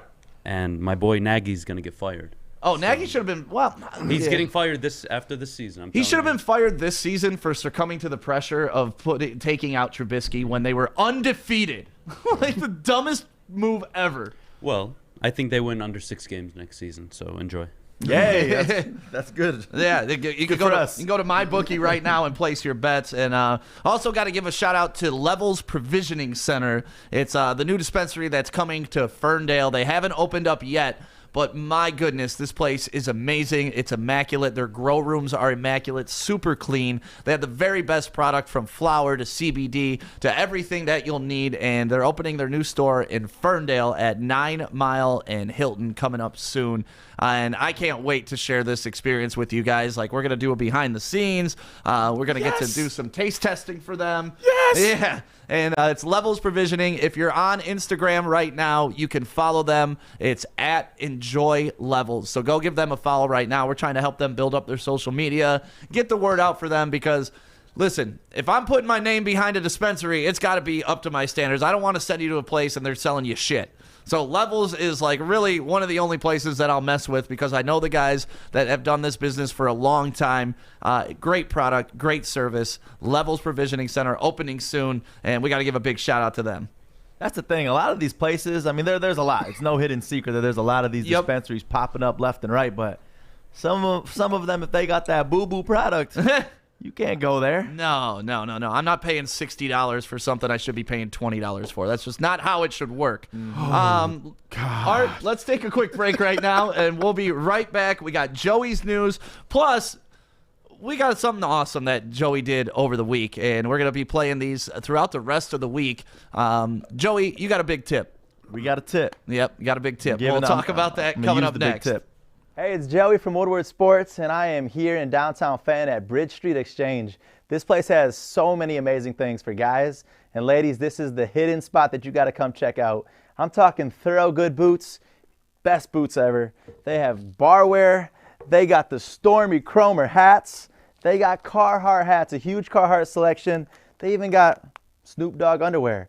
So go check them out, bridgestreetexchange.com, and use the code word WSN for 15% off. And welcome back to the Morning Woodward Show. Thank you to everybody watching us on Facebook this morning, on YouTube, and on Twitter. Please make sure you share this and let your friends know about the Morning Woodward Show and the Woodward Sports Network. And if you're on YouTube, drop a comment and subscribe. We want to build that YouTube up really good. Twitter, shout out to everybody there. And coming soon, the Woodward Sports app, baby. It's just about 9 o'clock. Let's get back into Joey's news. Good morning, everyone. Read all about it. Let's get into Joey's news. Let's go. Yeah, so the biggest news that I got is high school sports. They are back in action. Yesterday was the first day Yay. that they were allowed to practice, and Tuesday is always the big basketball day. So there is 202 games across the state of Michigan. So good luck to all of you, and I'm happy that you're back on the courts. Moving on, LeBron James hitting that triple-double against OKC, and he led them to victory. 7-point win for them. LeBron, man, I feel bad for this Lakers team because they have played so much basketball. Within the last 2 games, there's been 3 overtimes that they have gone to. So that pretty much is about a whole basketball game in itself right there. Steph Curry also had a great game, 32 points. Kelly Oubre, 24 points. But they couldn't beat the Spurs. And that's the game that I'm mad at because I lost $5 on my bookie. I lost $5. I lost 5. Look, Adam's over here throwing money like a year in advance. I can't do that. I told you, I forget. It's like if I won the lotto and I forgot I played. Like, I probably won the lotto at some point in my life. But I buy a ticket and I never even check to see if it won. I literally have done that before. I played the lotto and then just forgot about it. My grandma was like, "Hey, didn't you say you played the lotto today?" And I said, "Yeah, what'd you play?" It's us. And I played the same number all the time, 7086. She was like, "You know that hit." I'm like, Ah, I'm like, yes. I don't know where my ticket is. Oh, no, I knew where the ticket was. I just forgot that I played. Oh, nice. What I don't get is people that buy little scratch-offs and they only win $1 and they don't cash them. And I'm like, what? That's me. Really? That's me. Oh, I got like man, a I'll take- stack like this on my dresser of non-cashed lotto cards that That's probably expire in a $20. year. I know. I just always forget it, and then I get into the party store and I don't have them on me. It's a whole thing. Never buy me lotto cards is the moral of the story. Never. Well, listen, guys, there are a lot of games tonight, right? So we got the Pistons, Red Wings, and Michigan State all with the game starting at 7 o'clock tonight. So I'm going to be like this. Commercial break, changing the game, changing the game. The Pistons got the Nets. That's going to be a great game with James Harden and Kyrie. Kevin Durant isn't playing, unfortunately. The Red Wings and the Panthers, Penn State at Michigan State, and then Michigan basketball. Finally, we get to see them this Sunday. There's been since January 22nd, the last time we saw them. And they've jumped up in the ratings, which is amazing. They haven't played in 2 weeks, and they're rising. So good for Michigan. Number 3 in the country now. Yeah, sometimes, doing nothing's the best thing you can do. Good for Love you, it. Michigan. So there is your Woodward Sports update. And now time for some feel good. Oh, you want to do that now? You want to give a shout out to Yaldo real quick? Yeah, this is the feel good, is that Yeldo, changed my life so much and just gave me the best vision because I was annoyed when I used to have to wear glasses. And Stick, you wear contacts, and I know you were annoyed because when you would not have those contacts in, you would literally be blind. It was the worst, and I hated touching my eye. They burn, they get red. I just hated contacts. Yeah, it is an annoyance, so let's make your life easy and call right now for your free evaluation. Take advantage of this. Go get to meet your doctor because Dr. Yeldo is going to make you feel so good. So call the Yeldo Eye Center right now, 1-800-398-EYES, or go to YeldoEyeCenter.com. Yes, sir. So, Joey, obviously the pandemic's been tough for a lot of people, especially small businesses. And, there's people out there that are helping the owners of the small businesses. And we were thinking about it, and the workers, too, need some help. It's nice to help out the owners because they do have rent, and without the owners, there are no jobs. We understand that. But also these people that have had to sacrifice not only everything that they've worked for this year, but whether they're going to get paid next week or not, whether they're hopping on unemployment. It's just been a very confusing time for a lot of people. So you went out, and what did you do? So I went out, and I'm going to be doing this throughout the rest of the week, just going to a restaurant where people let me know of somebody that is just in need, no matter what they're battling. The first one that we did, though, hit me really closely because it was cancer, and she was affected. Her dad had cancer a few weeks ago and passed away, unfortunately.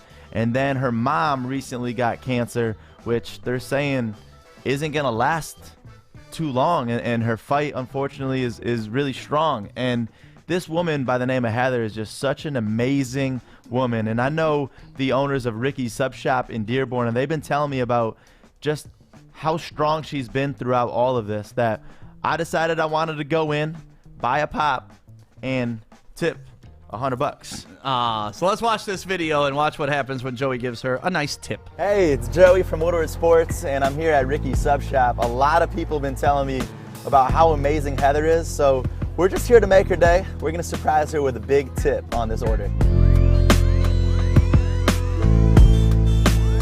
How are you doing? Good, how about yourself? Good. What's your name? What was that? What's your name? Heather. Heather, I'm Joey. Nice to meet you. Nice to meet you. I just wanted to just get a pop, actually. Just a pop? Yeah, something simple. Just do a Mountain Dew up there, actually. I like Mountain Dew. Awesome. Thank you. You're welcome. Thank you. It's a pleasure meeting you today. You too. I'm happy I got to meet you. You gotta come in and eat sometime. Yeah, right. Thank you. Hey, Nice meeting you. Yeah, you too. It was good meeting you. Have a good day. All right, you Oh, wait, is that your phone? Yeah, I forgot to tip you too. Oh my goodness, you gotta pack those. Come on, I gotta tip you. No way. That's for you. No way. Seriously? Listen, I gotta be honest. A lot of people been telling me about you. Really? A lot of people been telling me about how awesome you are. Really? And people been telling me about what you've been through. I know it was tough with your dad and now with your mom. Oh my goodness. Thank you so much. So You're gonna make me cry. Thank you so I much. had to come here and surprise you today with just a little extra tip. Well, thank you so much. Oh my gosh, that means so much to me. So Listen, much. that's what Woodward Sports just wants to be out there and support people in the restaurants and the food industry. And you're one of the many examples of a great human being that works hard throughout no matter what she's facing. Oh, thank you so much. It means the world. It helps a lot right now. So thank you. We love I you, really all right? Appreciate it. Thank you. Love you guys. Have a good day, okay? You too. Thank you.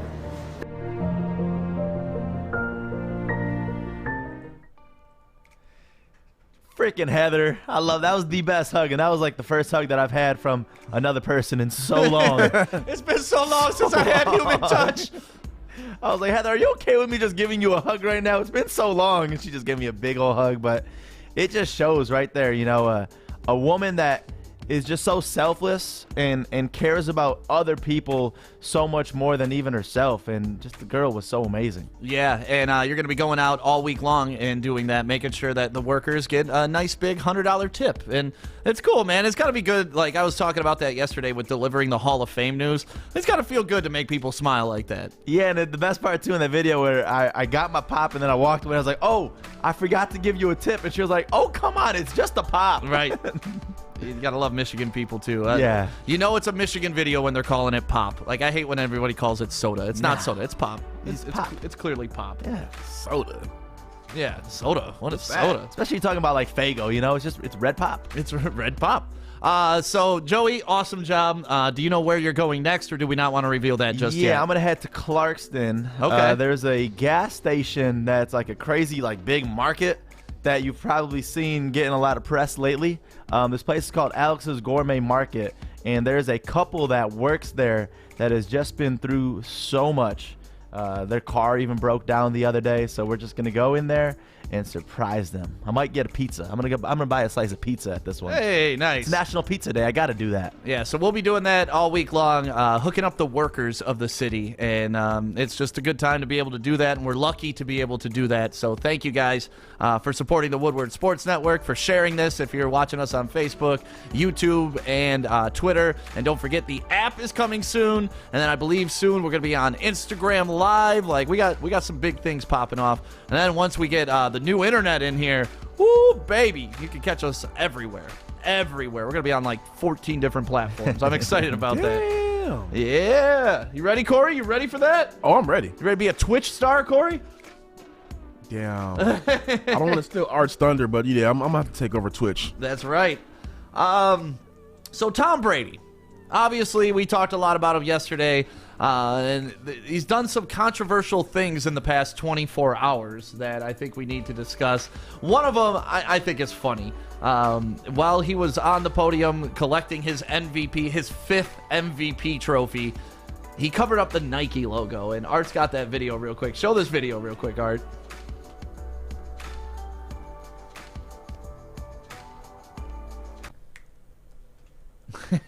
So you see him, you see like the Nike logo here, and you see him covering it up, and then it's funny because the Nike logo's still on his sleeve, but obviously Tom Brady is signed with Under Armour. He wears Under Armour cleats, he wears Under Armour when he's on the field, and he's just trying to represent his brand and not let Nike get that shine. I mean, he had his MJ moment. MJ did it in 1992 when he was signed with Nike and he covered up the Reebok logo when he was collecting the medal. So, I mean, it was smart. He's been with Under Armour since 2010. And I was looking into this. What I found was interesting is he didn't sign an outright endorsement deal to get the cash.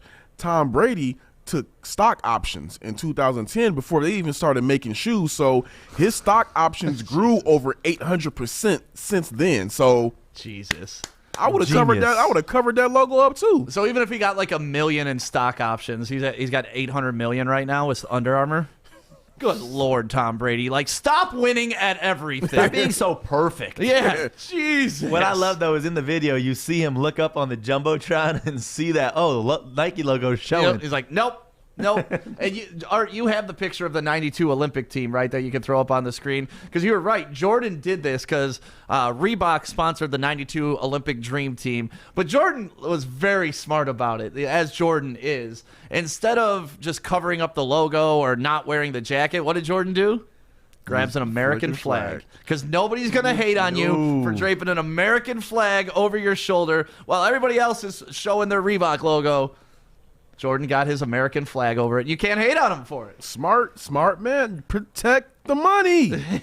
You got to protect the money. And Jordan was great at protecting them. Still good at protecting the money. I mean, and the thing, too, like, people look at this, it's so small, though, who cares? Like, this is a big deal.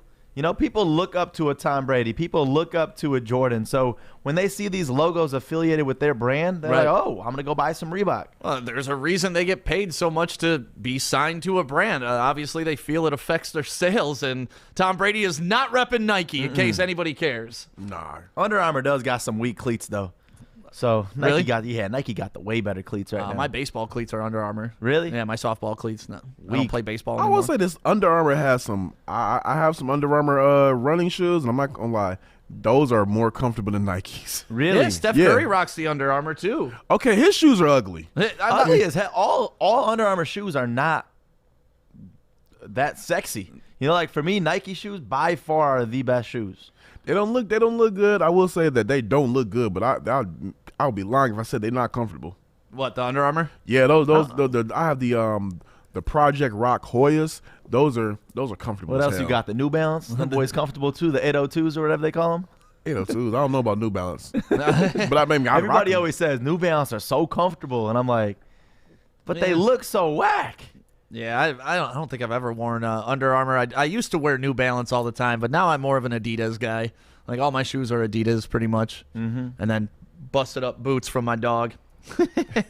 So, speaking of Tom Brady, there was, I don't want to say controversy during the Super Bowl, but him and Tyrann Mathieu got into it during the Super Bowl. And I don't know who started it, and I don't give a shit, but it's funny to me when you play back this video, you see Tom Brady like yelling at him like, I'm going to go at you all game. I'm going to go at you all game. And apparently Tom Brady said something so unsavory that Tyrann Mathieu said he's never heard anything like that said to him in his life.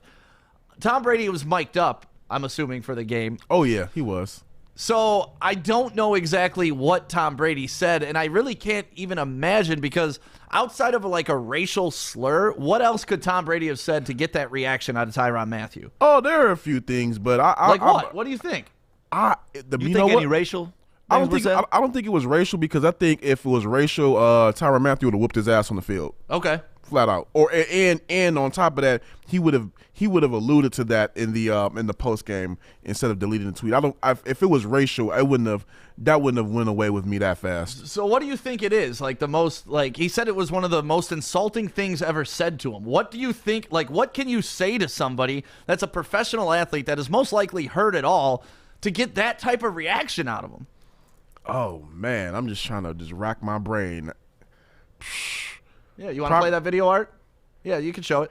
I mean, probably B word, probably say P. You know, I don't like getting into it. My mom was watching today, so it's a few. What you say, the P word? The P word, yeah. They're like, okay, I'm just saying the way he played. I mean, I mean, who knows? Maybe he's just never been called it on the field. It might have added some extra sauce onto it and then the intensity, because he also said onto that, I've never seen that side of Tom before in my life. So, and you know, Tom is in a position where he's able to give Bill Belichick the proverbial middle finger, and he was that close to it. So he probably was just enraged and on some psycho shit where he just went ahead and was like, all right.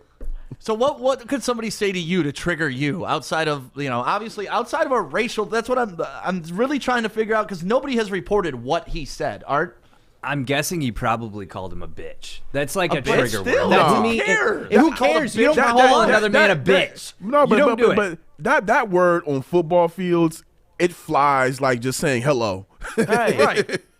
Like little bitch, I'm sure is always said. So that's what I'm racking my brain. What could you have said to this man? Like, you play like shit. Your mama's a hoe. That's like, the thing. What That's is the it? one thing for me is if you rip on my mama. Okay. You could rip on anybody else, but you rip on my mama, and that's it. Or Breaking- Tom Brady, biting like, kneecaps off. Like, listen, your baby mama's in my DMs right now. Like, what could he have He said? hears that though, probably all day. But That's what I'm saying. Like, these are grown ass men. If somebody throws an insult like that on the field, I'm just gonna let it slide off my back. But this, Tyrann Mathieu said it's something that has never been said before to him, and he didn't know how to react to it. And then he went on and he tweeted. Then he deleted tweets. So obviously it was something that really got into this dude.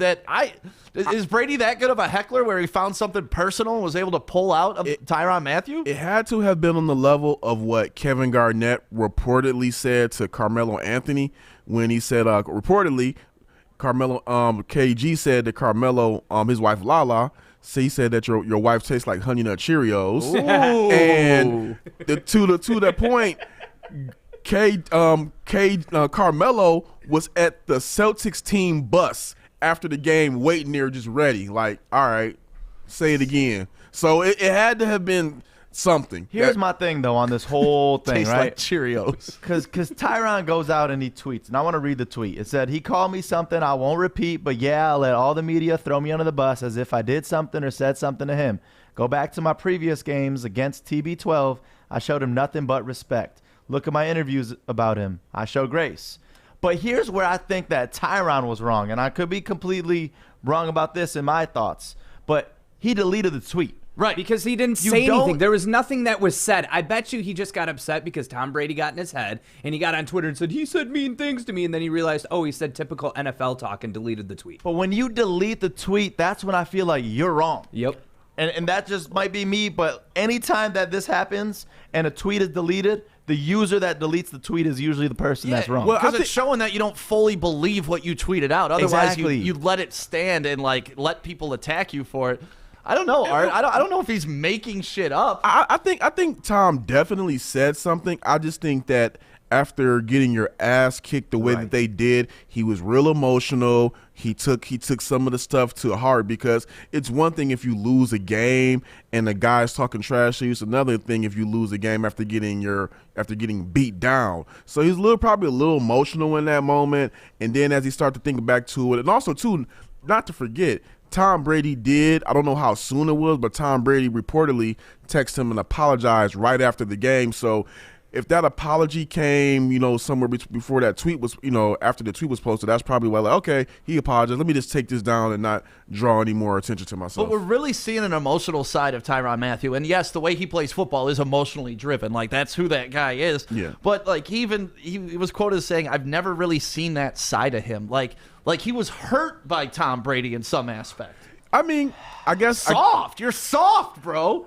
like I said, it's the combination of you're going up against a fierce competitor and you're getting manhandled. He got sunned in that conversation and on the field. And on top of it, it's just the fact that Mathieu, first off, he started the whole thing.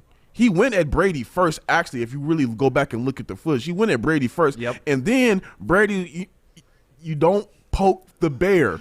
Once you poke the bear, Brady's going to target you the whole game, and he targeted him the whole damn game. Matter of fact, if you look at the other video, Tom Brady, who ran with one of the worst 40s ever in NFL history, had his DK Metcalf moment and hawked down Honey Badger and got up in his grill again. See, that part right there is what got me too, because just say Brady said something wrong and that was offensive, right? If you say something wrong, you're not going to be so pissed after the fact and still go charge at them. If I said something wrong to you or offensive to you, Corey, I'm going to just back off because I know that I was at fault. I'm not going to charge at you again. So I just love seeing that out of 43-year-old Tom Brady. Like, he got right in his face and said, I'm going to target you the rest of the game. I'm coming at your ass. And he did. And, like, he beat him. And, you know, one of the comments, I actually saw a tweet that said, Tom Brady probably said a Wolverine's better than a honey badger. And that's what really pissed him off or something. But, like, that just blows my mind that you could elicit that much emotion out of another man just by a simple insult on the field. And then you see Tom Brady just go all dog on him and get right in his face. Like, right in his face, man. In the face! Yeah, I mean... And Tyron didn't do anything. No. So that's what I'm saying. I don't think it was anything that crazy. That's what I'm saying. Because if it was racial, I personally think he would have knocked Tom's head off, square off his shoulders right then. And you have the right to do that. Yeah. And you know Tyron's the kind of person that would do that. The guy's But you know Tom Brady's crazy. not the type of person that would do that. Like, Right. That's why and it sucks. We'll probably never know what was said. And even if they, like you said, he's mic'd up. Even if they do the, they're gonna go back and do the mic'd up version of the Super Bowl.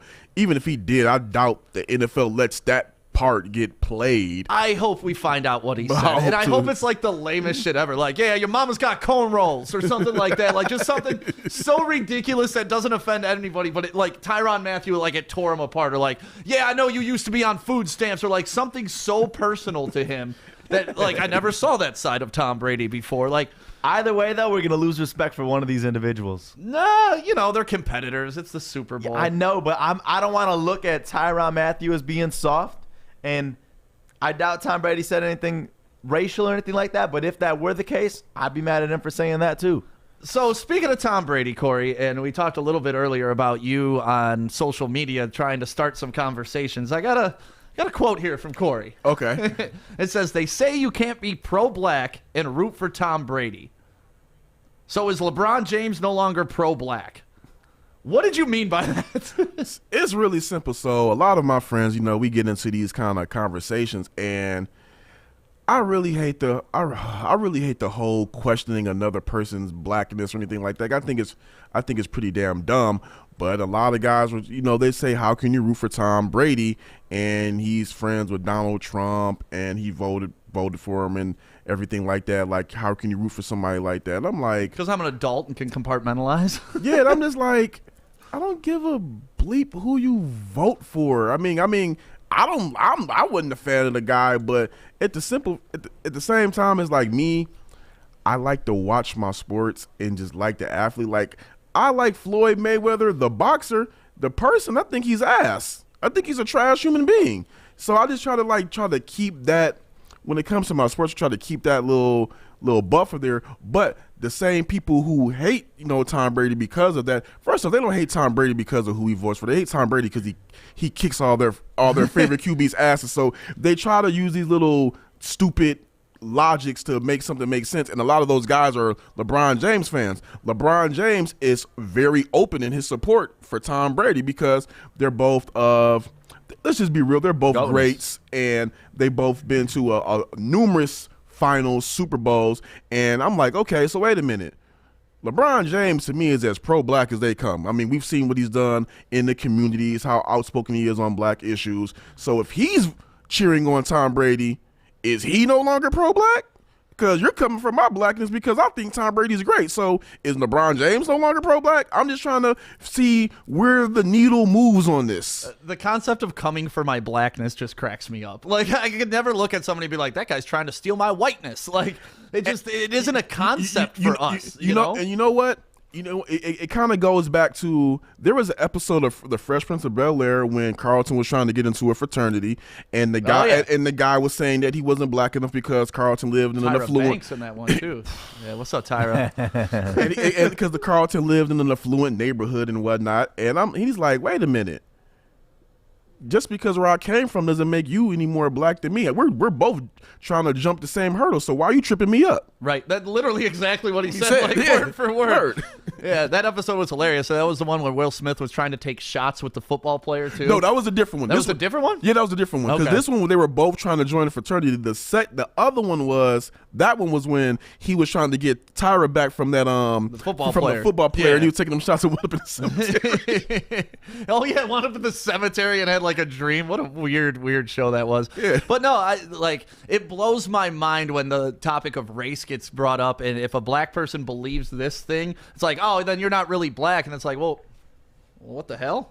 Like, Trust me. Wait a minute, I wake up in this skin every day. Of course I am. Trust me. I couldn't imagine that, dude. After a couple of run-ins with law enforcement, I'm reminded I'm black every time. I'm black. I get it. I get it. But that like the biggest takeaway to this whole thing is it doesn't matter what race you are or who you like. We all have our own opinions on certain things, and we're not going to agree on everything. No. And that really is just what it comes out to. Well, and how boring would it be if we agreed on everything? Yeah. Hey, Corey, you like this? Yeah, I like it. Cool. Especially in sports. You know? Especially in sports. I have this theory: if me and you agree on all of the same stuff, then I can't learn anything from you. Right. Yeah. Mm-hmm. That's a simple point. And I love that. And I love that about this show. You know what? Let's take a 15-second break. We'll be right back. The Lions released a hype video yesterday. Did you guys see the hype video? Yeah, I've seen it. It got me hype. We're going to watch the hype video coming up next and talk about the Lions and how hype we are for them. I'm looking to bring on another HVAC tech right now. We're recruiting 5 to 10 techs a month. We're looking to grow and expand. Every new tech we hire is from Northwestern Tech. The hands-on training is fantastic. They're always my first call. We love hiring Northwestern Tech grads. They come out trained and ready to work. Our program is only 10 and a half months, and our next classes are starting soon. So why wait? I'm looking to hire a graduate of Northwestern Tech. Northwestern Tech. Northwestern Tech. Northwestern Tech.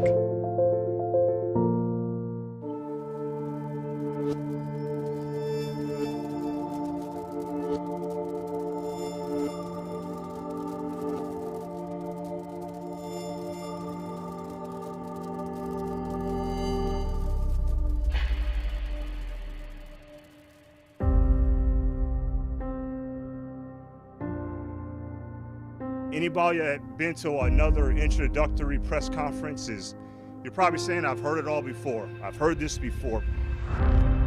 I can say all I want to do, everything about, man, this is what, and I get it. I don't blame you fans one bit. I get it, man. You've seen these, there's no telling how many of these press conferences you've seen. I'm not going to stand up here and give you coach speak, but I'm going to tell you this, man. This team is going to freaking take on your identity. This city's been down and it found a way to get up. It's found a way to overcome adversity. There's been enough hard times here, and you always found a way back up. This team's going to freaking do the same thing, and every time we get hit, we're going to get back up stronger. We're going to kick you in the teeth, all right? And when you punch us back, we're going to smile at you, and when you knock us down, we're going to get up. And on the way up, we're going to bite a kneecap off, all right? And we're going to stand up, and then it's going to take 2 more shots to knock us down, all right? And on the way up, we're going to take your other kneecap, and we're going to get up, and then it's going to take 3 shots to get us down. And when we do, we're going to take another hunk out of you. Before long, we're going to be the last one standing. Yeah, this is how I remember it. Lee, this is great.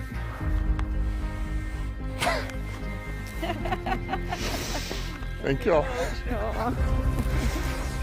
This is so exciting. Appreciate it, man. I do. I'm gonna make y'all proud. We are. This place has been kicked, it's been battered, it's been bruised. You want to change the culture of a team, it gets thrown around. Here's what I know about winning teams. When it starts at the top and it works its way down, it goes right into the locker room. We will build a winning and inspired culture to serve the best football product to this great city of Detroit so we can compete for championships on a consistent basis. That's why I'm here. I wanted this job bad because I felt like I knew this community. I played here. I know that Detroit's made up of great people, some really good people. This community is strong. I think this is special because I know this, when we bring a winner to this city, it's going to be something we can all be proud of.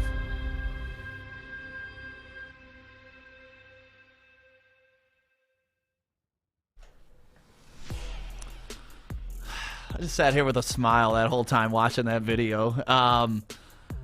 I don't know what's going to happen with the Lions. All I know is we got some men that are there right now that will take accountability, understand how shitty we've been, quit trying to make excuses for it, and say, hey, it's been a shitty run. We're done with it. What more could we ask for? Because that really is all we need, is someone to just, not just someone, multiple people that can step into this role and just move past that.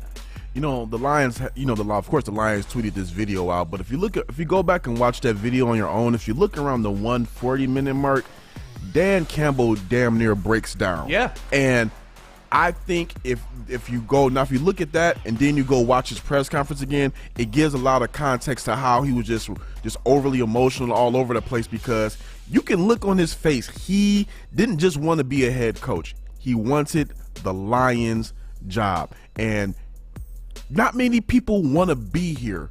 The fact that you got a guy who wants to be here and shows that type of emotion, it can only make you be more fired up and give him want him to succeed. Give him the leeway to build a winner here. So I would cry too. Last time he was on that field, the team was 0-16. Now, listen, I love that he can show that he's an absolute badass.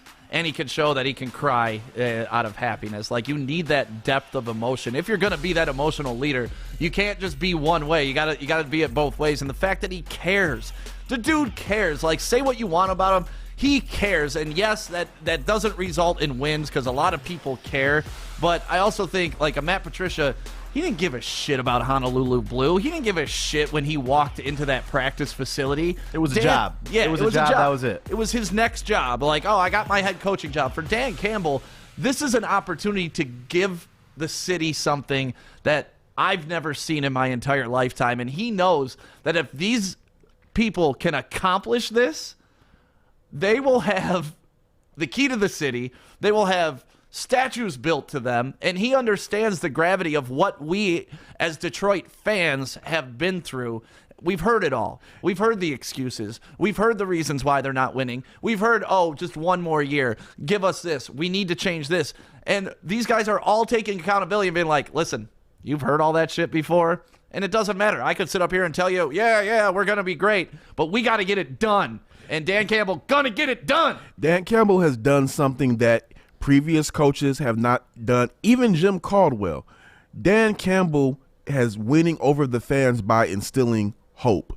There hasn't been a true hope that you can believe and rally around. This whole regime, how they're going about it, his speeches, these hype videos, these hires, it looks like true hope that you can believe in, that they will get it turned around at some point. The effort's going to be there. You know, if anything else, the effort won't be lacking. And obviously, they have to play the games. And if they come out and go 3-13 this year and they put out the best effort, we're all going to be like, oh, well, they were rah-rah guys, but they couldn't get it done on the field. It's got to be a combination. I understand that. But you can't get to B without going through A first. If you don't instill confidence, you don't instill excitement for your team, you're never going to win anyways. So you got to start with this. The Lions just had a coach for the past 3 years that was not a leader of men. You now have a coach that is about to be a leader of men. So, and the last leader of men that they had was Jim Caldwell, and they were moderately successful. Now they have something that can build the ground back up and instill a winning culture. That it's going to take some time, but they have a leader now, and that's the fact that I like. And the thing too is, like, they're doing the first part so well of making everybody feel good, show that they're true leaders.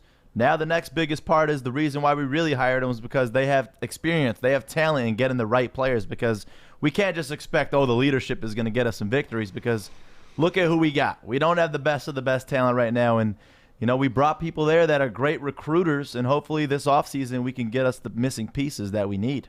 Yeah, and like Corey said, hope. We got hope, but, you know, it's got to perform on the field. I'm not going to sit up here and be like, oh, I just love the guy because he's so excited. Like, no, I believe in what he's doing here with the assistant coaches that he's brought in, with other coaches leaving to take lateral positions here with the Lions. It just shows that other people believe in Dan Campbell, too, that are much smarter football people than I am. The former Saints GM said this to Rod Wood. Dan Campbell is the type of coach that other coaches are going to flock to Detroit to coach for. You already have current Lions players who have spoken out and said they love Dan Campbell's energy. You think other football players who are football people, like true football people of that character of a Campbell or a Chris Spielman, you think they're not saying that? We might be able to grab some veteran pieces to, help us out in the offseason. And I love in that hype video, you see the bloody Chris Spielman in the Lions uniform. Like, Spielman was such a thug when he played, dude. He was such an animal. I love that guy. And you could just, we talked to Dave Burkett of the Free Press, and, he's got a little better pulse on the team than anybody because he's their beat writer. And he says you can feel Chris Spielman's fingers all over everything. Everything. And I love that because that means we got a football guy's opinion on everything. It also just makes you wonder, what the hell were they doing before that? I think they were just trying without, thinking. It's like, we talk about this all the time. When you're in panic mode, you're not always thinking the clearest. And when it's like, oh, God, we got to get a winner in here. Oh, my God, let's try the Patriot way. Now, let's just scramble. Oh, we could get Bob Quinn. Let's get Bob Quinn without doing due diligence and finding out, hey, Bob Quinn and Patricia were kind of buddy-buddy. Like, he's going to bring in his guy. He's going to throw out your head coach. Like, we were panic moving. And then, Sheila Ford's doing this the right way. She's the smartest person in the room by realizing that she's not the smartest person in the room. Yep. No ego on her, which I like. I love that. Joey, you're looking at getting a new house, right? I am. This is crazy. I'm back home with my mama, and my dad. You live in the basement? You and Fish both live in the basement. That's awesome. Yep. And honestly, I love it. I mean, it was probably 7 months or so in the middle of this pandemic where I was living in my own in an apartment where I realized I was like, first off, life is getting serious. I was going to propose in a couple months after that, which I did propose now. And it's Art's over there just wiping tears from his face. Are you proud of me, Art? He's so grown up, isn't he? Going to be moving out of his parents' basement soon, Art. I'm proud of you. You've grown so much. But it's just, I did the adult move of, I don't want to live on my own. Let me save up some money because life's going to get expensive. And in the pandemic, too, it was boring as heck to live on your own. So here we are. Fast forward a few months. I'm on the market to look for houses. And if you're looking for a house right now, I feel for you. I know how shitty it is right now. It is impossible to find a place right now.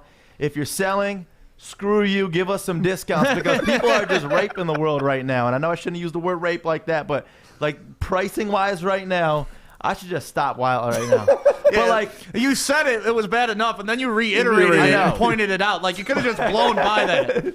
But for real, right now, this market is nuts. And I finally found a house that I like. And this house is beautiful. It's in Wall Lake. But it's right next to a cemetery, guys. I don't see anything wrong with that. Really? Yeah, I know a lot of people are weird with that, but damn, I would love that. I lived across from a cemetery when I lived in Ferndale off Marshall, but I was a lot away from it. It wasn't right in my backyard. Is this right in your backyard? It is. It's right next to the house. So it's there's a few trees in the middle, but some of the trees, the leaves all fall off and you see the cemetery. So for you, I know you don't care. Corey? Would you live by a cemetery? Live next to a cemetery? Your dream home. There are two things that I don't rock with. Heights, as far as looking over the ledge or something. Cemeteries. Really? Nope. Nope. Why? I do not know what it is. If I have to go to a funeral, I can just compartmentalize my emotions and just get through that. But just being there, but it's going to be a dead crowd. You don't have to worry about noise from the neighbors. That's the worst joke. Honestly. I hate people that say that. Well, at least your neighbors are quiet. You're going to have quiet neighbors, Joey. Yeah. I would love it, honestly. Art, you look like you live in a cemetery, though. You got all the arm tattoos, you got skulls on you, big rings in your ear. When I would ride my bike at night, I would go to the cemetery and ride through the cemetery. It's just such a calming feeling. I don't know. I love looking at old headstones and everything. At night in a cemetery? Yeah. Do I know people that go smoke weed in cemeteries too? Because smoking weed in a cemetery is dope as fuck. Oh my God. We were talking to Choff yesterday, and Choff said he used to live across from the cemetery, and he'd wake up and go have his coffee and do a walk through the cemetery in the morning. Choff's the man. It's so weird to me. It's just so weird.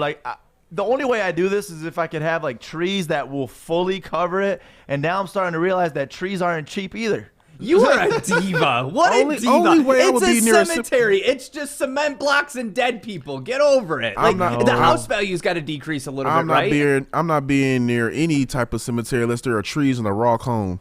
See, thank you. But for real, because you look at, I mean, yeah, you say, oh, well, it's cheaper. You're next to a cemetery. Normally, yes, but right now everybody wants to jack up these prices, so it kind of offsets, if not screws me even more on the value. So are you thinking about not buying your dream house because it's by some dead people? If I can't get a low enough price, I'm asking for a... How much are you at? What's your cemetery discount? 10%? I don't know. Dead people discounts what I like more. I would say probably 10% or so. Oh my gosh, you are a diva. It's dead people. They're not going to get up and come knock at your door and ask if you have sugar. But the issue to Spirits it are is real. This guy's been trying to sell this house for over a year in a market right now where the market is as great as it could possibly be for home sellers. And you're still struggling. I'm thinking investment purposes for myself. You'll Down never the be road, alone. You'll never be alone. Just think of that. Even when Your you're jokes at the are house. horrible right now. Horrible. Come on, Joey, you can do it. No, listen, I'm okay. Like, I'm okay with it. But Jenna said it's a dead offer. I'm okay with it, but it's just the family is kind of like, because my dad does mortgages, so he's giving me like the whole. He's a all right, mortician? well, he's a what? Huh? No, nothing. Not a bad joke. What's that? The person that works at a dead? Yeah. Okay. Yeah. A mortician? Is that really what it Dan is? in the comments said that going to cemeteries or walking around them is some white folk shit. Yeah. And I listen, I'm not white. I'm Chaldean, so y'all white people can have that. So Steve over there commenting saying to buy the Stafford's house. I'm in the process of negotiating. We'll see if that offer gets accepted. They don't get or a not. cemetery discount, so Joey's kind of out of the running for that. I offered him $350,000. We'll see if they I'm accept. sorry. I just imagine waking up. You about to have the best day of your life. Sun is out. You look outside and you see tombstones. Hell no. What's wrong with that? I'm straight. No, my wife's mom is Buddhist, and Buddhists they don't agree with like burying bodies. They feel like the soul gets captured in the body. And so she absolutely hates cemetery. So if we lived by a cemetery, she would never even come over to the house. You know what, though? Just have him stay in your mom's basement forever then. There's a house available. You're being a diva right now. Take the house. Stop complaining about the market and just do it. It's a freaking dead body. Nothing's going to happen. You don't watch horror movies either, do you? Y'all want to see a dead body?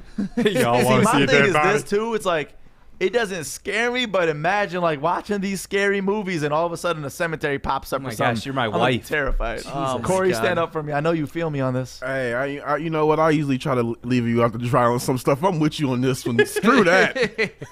Well, Joey, if you come over, we'll throw a party with the cemetery. Like, you'll have the best Halloween parties. I was just going to say You that. really would. Dude, banger. Yeah. That'd be so fun. Well, I hope you get the house, man. No. Especially where's it at in Walled Lake? Because I grew up in Walled Lake. Like, somewhere in Walled Lake. I don't know. Just somewhere in Walled Lake. You don't know what street it's on? I just started looking at it. If Joey buys that house, we need to get him a lifetime supply of sage. Oh, my God. These guys are crazy, man. Yo, let's go half on a cemetery house. I'm down. I'll do it. The neighbors will be quiet. Ha ha. No, good job, Joey. Hopefully your house hunting goes well. I'm open to it because initially I was like, oh, hell no. But then I was like, okay, well, he's willing to negotiate on the price a little bit because the dead people discount. The dead people discount. Yo, rave from the grave. Yeah. Bring back the old DRQ event. Let's go have my morning coffee with the dead people next door. So, yeah, Joey's been looking for his house. Hopefully he finds one. And shout out to everybody watching us on Twitter, Facebook, and YouTube right now. And the Woodward app is coming soon, so be prepared for that. Your sister said that you guys grew up in a haunted house. Is that true? Yeah, we did. And I'm not a big believer in that type of stuff, but the things that happen in that house, like, I am like, ooh. And then I did some research and found out, like, 10 years later, there was, like, the Walled Lake child killer back in the day who used to kill kids, like, right by our old house. Huh? Yeah, if you look up the Walled Lake child killer, then it was like back in the 20s or like the 10s or the early hundreds. For real, like that long ago? It was that long ago. Walled Lake used to have like a casino and a dance hall and everything like right on Walled Lake. And I lived. Holy crap! Yeah, see, Corey's doing research. You think I'm lying? And we lived on a dirt part of hell of the street there. At the dirt road. This is around the time he went on his spree. What? This is around the time that he started his spree, February 15th, so it's coming up. Oh, boy. I know, I'm telling you, and man. you said in Walled Lake, too. Oh, great. It was Walled Lake. And Does he like cemeteries? My sister's room was the original cabin, and they kept building on to this cabin, and that's how the house, it was a nice big house, but my sister's room was the original one, and she would claim, like, she would see people out the window, and I love that. I just love tons that. of scary shit. I never saw anything, but with my mom freaking out, my sister freaking out, and I was like 5, 6 years old, I started freaking out, and it made me believe in things that I don't really believe in. You know, I don't really believe in ghosts. I don't really believe in that stuff. And you want this man to go buy a house away across the street from some souls. That's different. Those are peaceful souls who are laid to rest. These are murdered children right in my backyard. Little different energy I don't know coming why out of that. cemeteries even like they don't scare me, but it's just the thought of living next to a cemetery. Yeah. You're going to end up there one day. You might as well get used to it. Yeah. Do Chaldeans go to cemeteries or you mausoleum? What do No, Chaldeans do? we go to cemeteries, Corey's but losing it. yeah, no, we definitely go to cemeteries. Corey? I go every Christmas. What about your family? Are they in cemeteries, mausoleums, cremated? What do they do? Cemeteries. Cemeteries. Mine's a mixed bag. Is Herman on the line? Is that what you're saying? All right. So we're going to take a quick break. When we come back, we got Herman Moore, Lions legend, going to be on the line because Joey has a hitman out to collect. Right, Joey? I do. And I mean, we could end this beef right now, Herm. So we're going to talk about that coming up next with Herman Moore on the Woodward Sports Network. Hey, it's Joey from Woodward Sports, and I am here in downtown Fenton at Bridge Street Exchange. This place has so many amazing things for guys. And ladies, this is the hidden spot that you got to come check out. I'm talking thorough good boots, best boots ever. They have barware. They got the Stormy Cromer hats. They got Carhartt hats, a huge Carhartt selection. They even got Snoop Dogg underwear. So go check them out, bridgestreetexchange.com, and use the code word WSN for 15% off. Welcome back to the Morning Woodward Show. Oh, I feel like I got to talk like this with that rock music underneath us. Yeah, baby. Rock on. Let's switch this up. I want a little more. This sounds like the music we're going to play at the Rave from the Grave at Joey's house. There we go. A little more bounce on this one. We got Herman Moore on the line. Him and Joey made a bet on the Super Bowl right before the Super Bowl. And Joey, you tried to DM him. You tried to get at him on social media. Try getting a hold of my boy Herman Moore. Welcome to the show, Herman. How are you today? Hey, Joey, man, just don't come and start breaking kneecaps and stuff like that, man. You know, you want to come see me. You better know. Dan Campbell's on his way to take your kneecaps for that $50, Herman. So that actually was my hitman, Herman. I contacted him because I said, hey, listen, coach, I need you to go bite his kneecap off for me, please. I need my money. Man, come on. I can't believe you sending out you sending out the real squad. I thought you were going to send out just some lightweights. You sending out guys that like the cannibalistic. You can't be doing that, man. Can't be. No, you want to meet my real hitman, Herman? Yeah, who's your real hitman, Fish, Joey? come on up here, Fish. Fish? Fish is the hitman? You're good, Fish. Our intern, Fish. Hey, Herman, what'd you think of the Super Bowl? You know what? I was pretty disappointed, actually, because it did not seem that Kansas City could ever get in rhythm, and I thought they would be a little bit more competitive. But you got to, man, hats off, man, to Tampa Bay, their defense, which I already knew was going to be a problem. And then when you look at Brady and just the way he was able to just continue to control the offense, and that's why the quarterback position is so key for a lot of these teams. And my hats off to those guys. They did a great job coming back from 7-5 to win a championship. That's amazing. Hey, Herman, I got a question. What do you think about Patrick Mahomes not even being able to get into the end zone at all? I had tweeted out something that it looked like the scramble drill. You know, every practice we would always, as receivers, we would run the scramble drill, and the quarterback could never find anybody open, and he'd run around. And it seemed like that almost on every passing play. So that was again, one of those things that you did not expect. I thought it would at least be a shootout to a certain degree, ultimately with Kansas City coming out. But Tampa Bay proved to just have too many weapons, and they were very well balanced on the run game, the pass game. Their defense is just a beast, and they had just way too much pressure. And that's the thing, because you watched the entire game. I mean, even when we made this bet, Herman, I was like, listen, my score was 27-24. I thought this was going to be way closer than it really ended up being. It just, the Bucs on both ends of the field were unstoppable. They were, and the other part of it is that they just played with a whole different level of intensity, and they came out and actually intimidated, in my opinion. It looks like they came out and they intimidated Kansas City, and the defense was the one who set the tone. The offense remained patient, and they waited for their opportunities, and they capitalized. You didn't see guys like Mike Evans and a couple other wide receivers making these huge plays. Instead, you see Brady and Gronk getting them off to a great start, and then from there, Antonio Brown, here's another guy, popped in, scores a touchdown. And after that, I mean, how do you, when everybody's working and everybody's contributing from that team and that side, given how deep they are in the skill position, and then again how aggressive their defense plays, it was just they were overmatched. Yeah, it was a fun game to watch. It was great to see Tom Brady do his thing, and enough about the Super Bowl. Let's talk about, you wanted to be paid in coins if you won because of the IRS. What are you going to give Joey? Are you going to give him $50 in pennies? No, I was going to actually see if he wanted to take some crypto. Maybe I could give him maybe I could send him something. I could transfer. I know he's got one of those apps over there somewhere, so I could just transfer him some crypto, and then we call it even. Honestly, I'll take a couple Bitcoin from you. A couple Bitcoin? That's like 90 grand, bro. No, a couple. If I can get him, guys. No, believe me, I'm up on my crypto. so yeah, if you want to, let me go get you one of those Doge coins or something like that, man. I'll get you like maybe 2 or 3 shares of that. You'd be all right. Like 2 or 3 shares, that's like 16 cents right now. 24. Literally, they're at 8 cents, I think, but that was last night. But no, Herman, I know that you said that you wanted a couple nickels, so I can make the phone call out to your bank teller, and then I'll get the order in, because I like my form of payment to be 700 pennies, 360 nickels, 150 dimes, and 40 quarters. And thank you, sir. Okay, I'll tell you what. You send that list over to me. You got my number. Text it, and I'll make sure I get the armored vehicle to bring it to you. They pull up with the Brinks truck. Oh, that's awesome. Well, Herman, we appreciate you just hopping on and having some fun with us this morning and honoring your bet. You're a man of your word, which is awesome. No, I appreciate it, guys. Keep up the great work. Thank you, man. Love you, Herman. That's Herman Moore. We'll look for that Brinks truck to pull up later on today. That's so I'm going to awesome. pull up to the next Brinks truck. They always park right here because the bank. Right. Like, hey, you guys got my money? They're going to be like, money? I'm like, yeah, Herman. The whole $50 I got.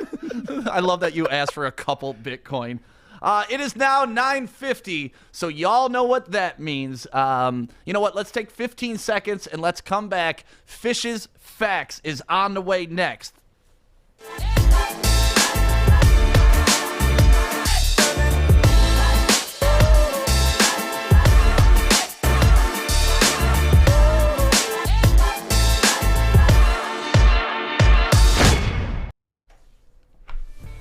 Yes, that's so awesome that Herman Moore just hops on with the show for 5 minutes. Like, not talking sports, just talking the bet you made with him, bro. I might have to frame all these coins that I'm about to have.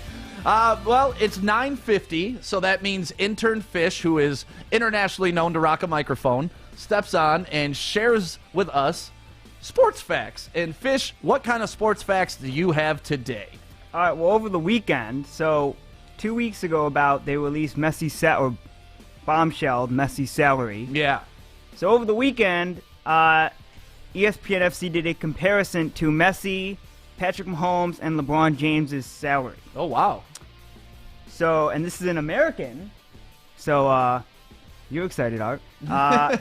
So Messi makes $673 million over 4 years. Jesus. And that goes down to $5.30 a second, $318 a minute, $18K an hour, and $458K over 1 day. Good Lord. That must be nice. 167 mil a year. Jeez, I'm thinking I'm balling out with my 50 from her. Yeah. So Patrick Mahomes' recent contract was 10 years, $503 million. Good Lord. That is $50.3 million a year, $137,808 a day, $5,742 every hour, $96 a minute, and $1.60 a second. $1.60 a second, man. Can you So imagine just basically- sleeping and waking up with a bunch of money? If I talk for 5 minutes, that's 96 times 5. That's a lot. That's how many. That's almost 500. And Yeah, half the time- 495. Yeah, there you go. Yeah, and he sleeps for 12 hours, so he's making money while he's sleeping. He sleeps for 12 hours? I mean, damn, I want that money and that sleep I schedule. don't know that as a fact. I'm just giving you a comparison that he doesn't. He plays for 6-7 months out of the year, and he's making money. Right. A lot more than normal humans.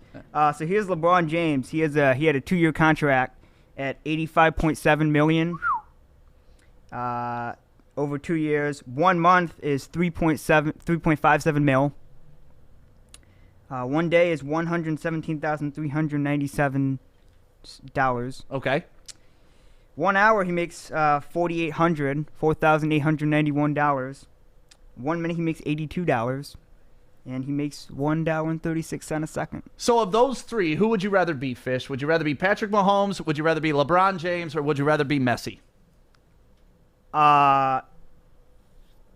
Just life-wise. I'm not talking money-wise. Like, out of all of them, obviously they're all set financially. Who are you picking? You like soccer? You want to be a soccer player?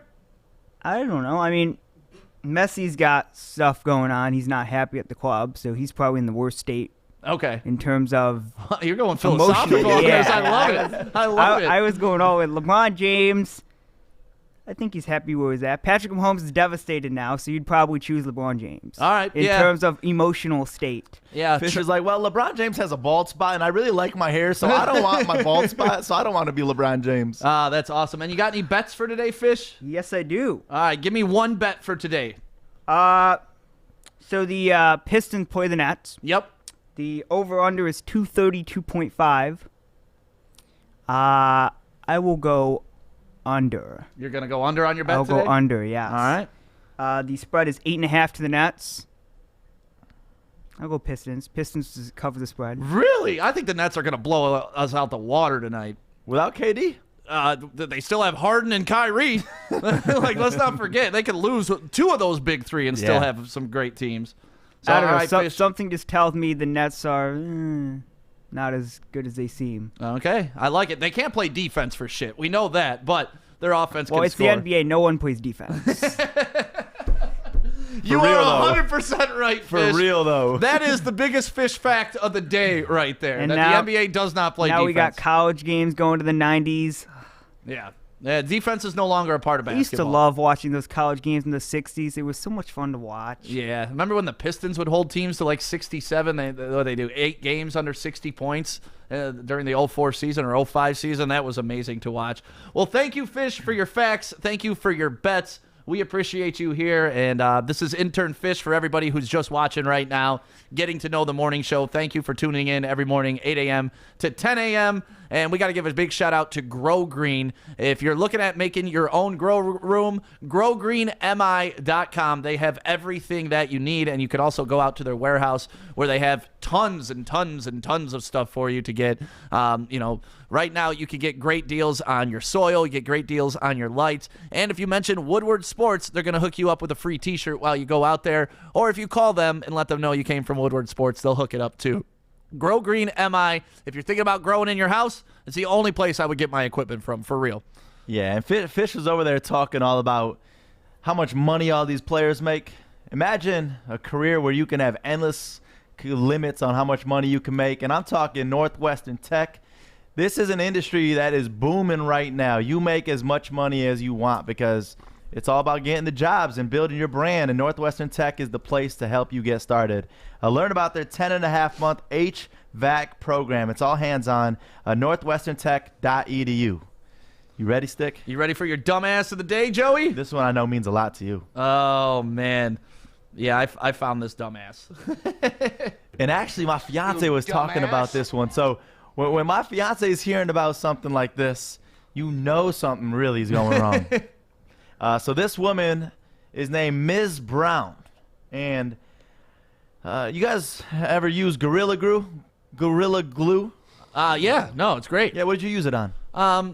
Just something around the house, like broken whatever, to put it back together. It's just like super glue. How about you, Corey? I use it to grip. I use it to put these lights up on the outside of my house, but it's brick. So yeah. Okay. Well, Miss Brown, I'm gonna let her explain this because I already got the video. Hey y'all, for those of y'all that know me know, my hair has been like this for about a month now. It's not by choice. No, it's not by choice. When I do my hair, I like to, finish it off with a little Got to Be glue spray. Just to keep it in place. Well, I didn't have any more Got to Be glue spray, so I used this. Gorilla Glue spray. Bad idea. Y'all, look. My hair, it don't move. You hear what I'm telling you? It don't move. I've washed my hair 15 times. And it don't move. Stiff wear. Whoa. My hair. So I'm going to tell y'all like this. If you ever run out of Got to Be glue spray, don't ever use this unless you want to. Look, it don't move. She gave herself a helmet. She gave herself a helmet. Bro. Miss Brown. Oh, my the biggest dumbass I ever seen in my Corey's life. just frozen. Corey's just frozen. Look, I get Gorilla. When I was putting the lights up, I got a little bit of Gorilla Glue on my fingertip, and that was like hell getting that off. Don't you read the damn instructions on stuff like that? Who the hell puts Gorilla Glue in their hair? So Come the best on. part to this is now she actually hired a lawyer and is trying to sue Gorilla Glue. This reminds me of the McDonald's, like the caution hot content and all that. And Gorilla Glue puts out an actual release, right? And in it, they write, our spray adhesive states in the warning label, do not swallow, do not get in eyes or skin or on clothing. And her argument is, it doesn't say on hair, though. I mean, but here's my thing, though. Your beauty supply store has hair glue. I mean, lather up more of that. Don't use some damn stuff that's, first off, it's sold in the hardware store. I wouldn't put anything that's sold at a hardware store in my head. This will be the first black woman on the planet that will actually go swimming, though. She ain't worried about that hair anymore. It is just like laminated to her head right now. And you know what's crazy after all this? Her opportunistic ass, well, I don't say opportunistic, but her idiot ass now has a verified check mark on Instagram because of Are it. you serious? Dead serious. Dude, if she wins this lawsuit, I'm going to buy Flex Seal and put it over my butthole and I'm going to sue him. Because it doesn't say don't use this on butthole on the label. Dude, we're going to get to a point as a society where it's going to have to list everything like do not use on hair, do not use on armpit, do not use on butthole. Otherwise, it's going to be open to being sued. Do not inject Lysol. It's going to be like a CVS receipt. You got to extend the whole thing of do nots. It's ridiculous, man. All right, let me hit him with the dumbass. You dumbass. Definitely the dumbass of the day. Who is dumbass, though? Gorilla Glue for not having that on there? No. Clearly this idiot is the dumbass. Thank you guys for waking up with the Morning Woodward Show. Thank you guys so much for sharing this and letting people know about it. Like we said, the Woodward Sports app is coming in a couple weeks, so get excited about that and tell your friends. We'll be back on tomorrow, 8 a.m. to 10 a.m. Coming up right after us at 11 is the Baligian and Bell Show. And if you want to check any of the podcasts that we have on our network, just go to woodwardsports.com, click on podcasts, and you'll see them all. Have a great Tuesday. It's sunny out. Enjoy the sun.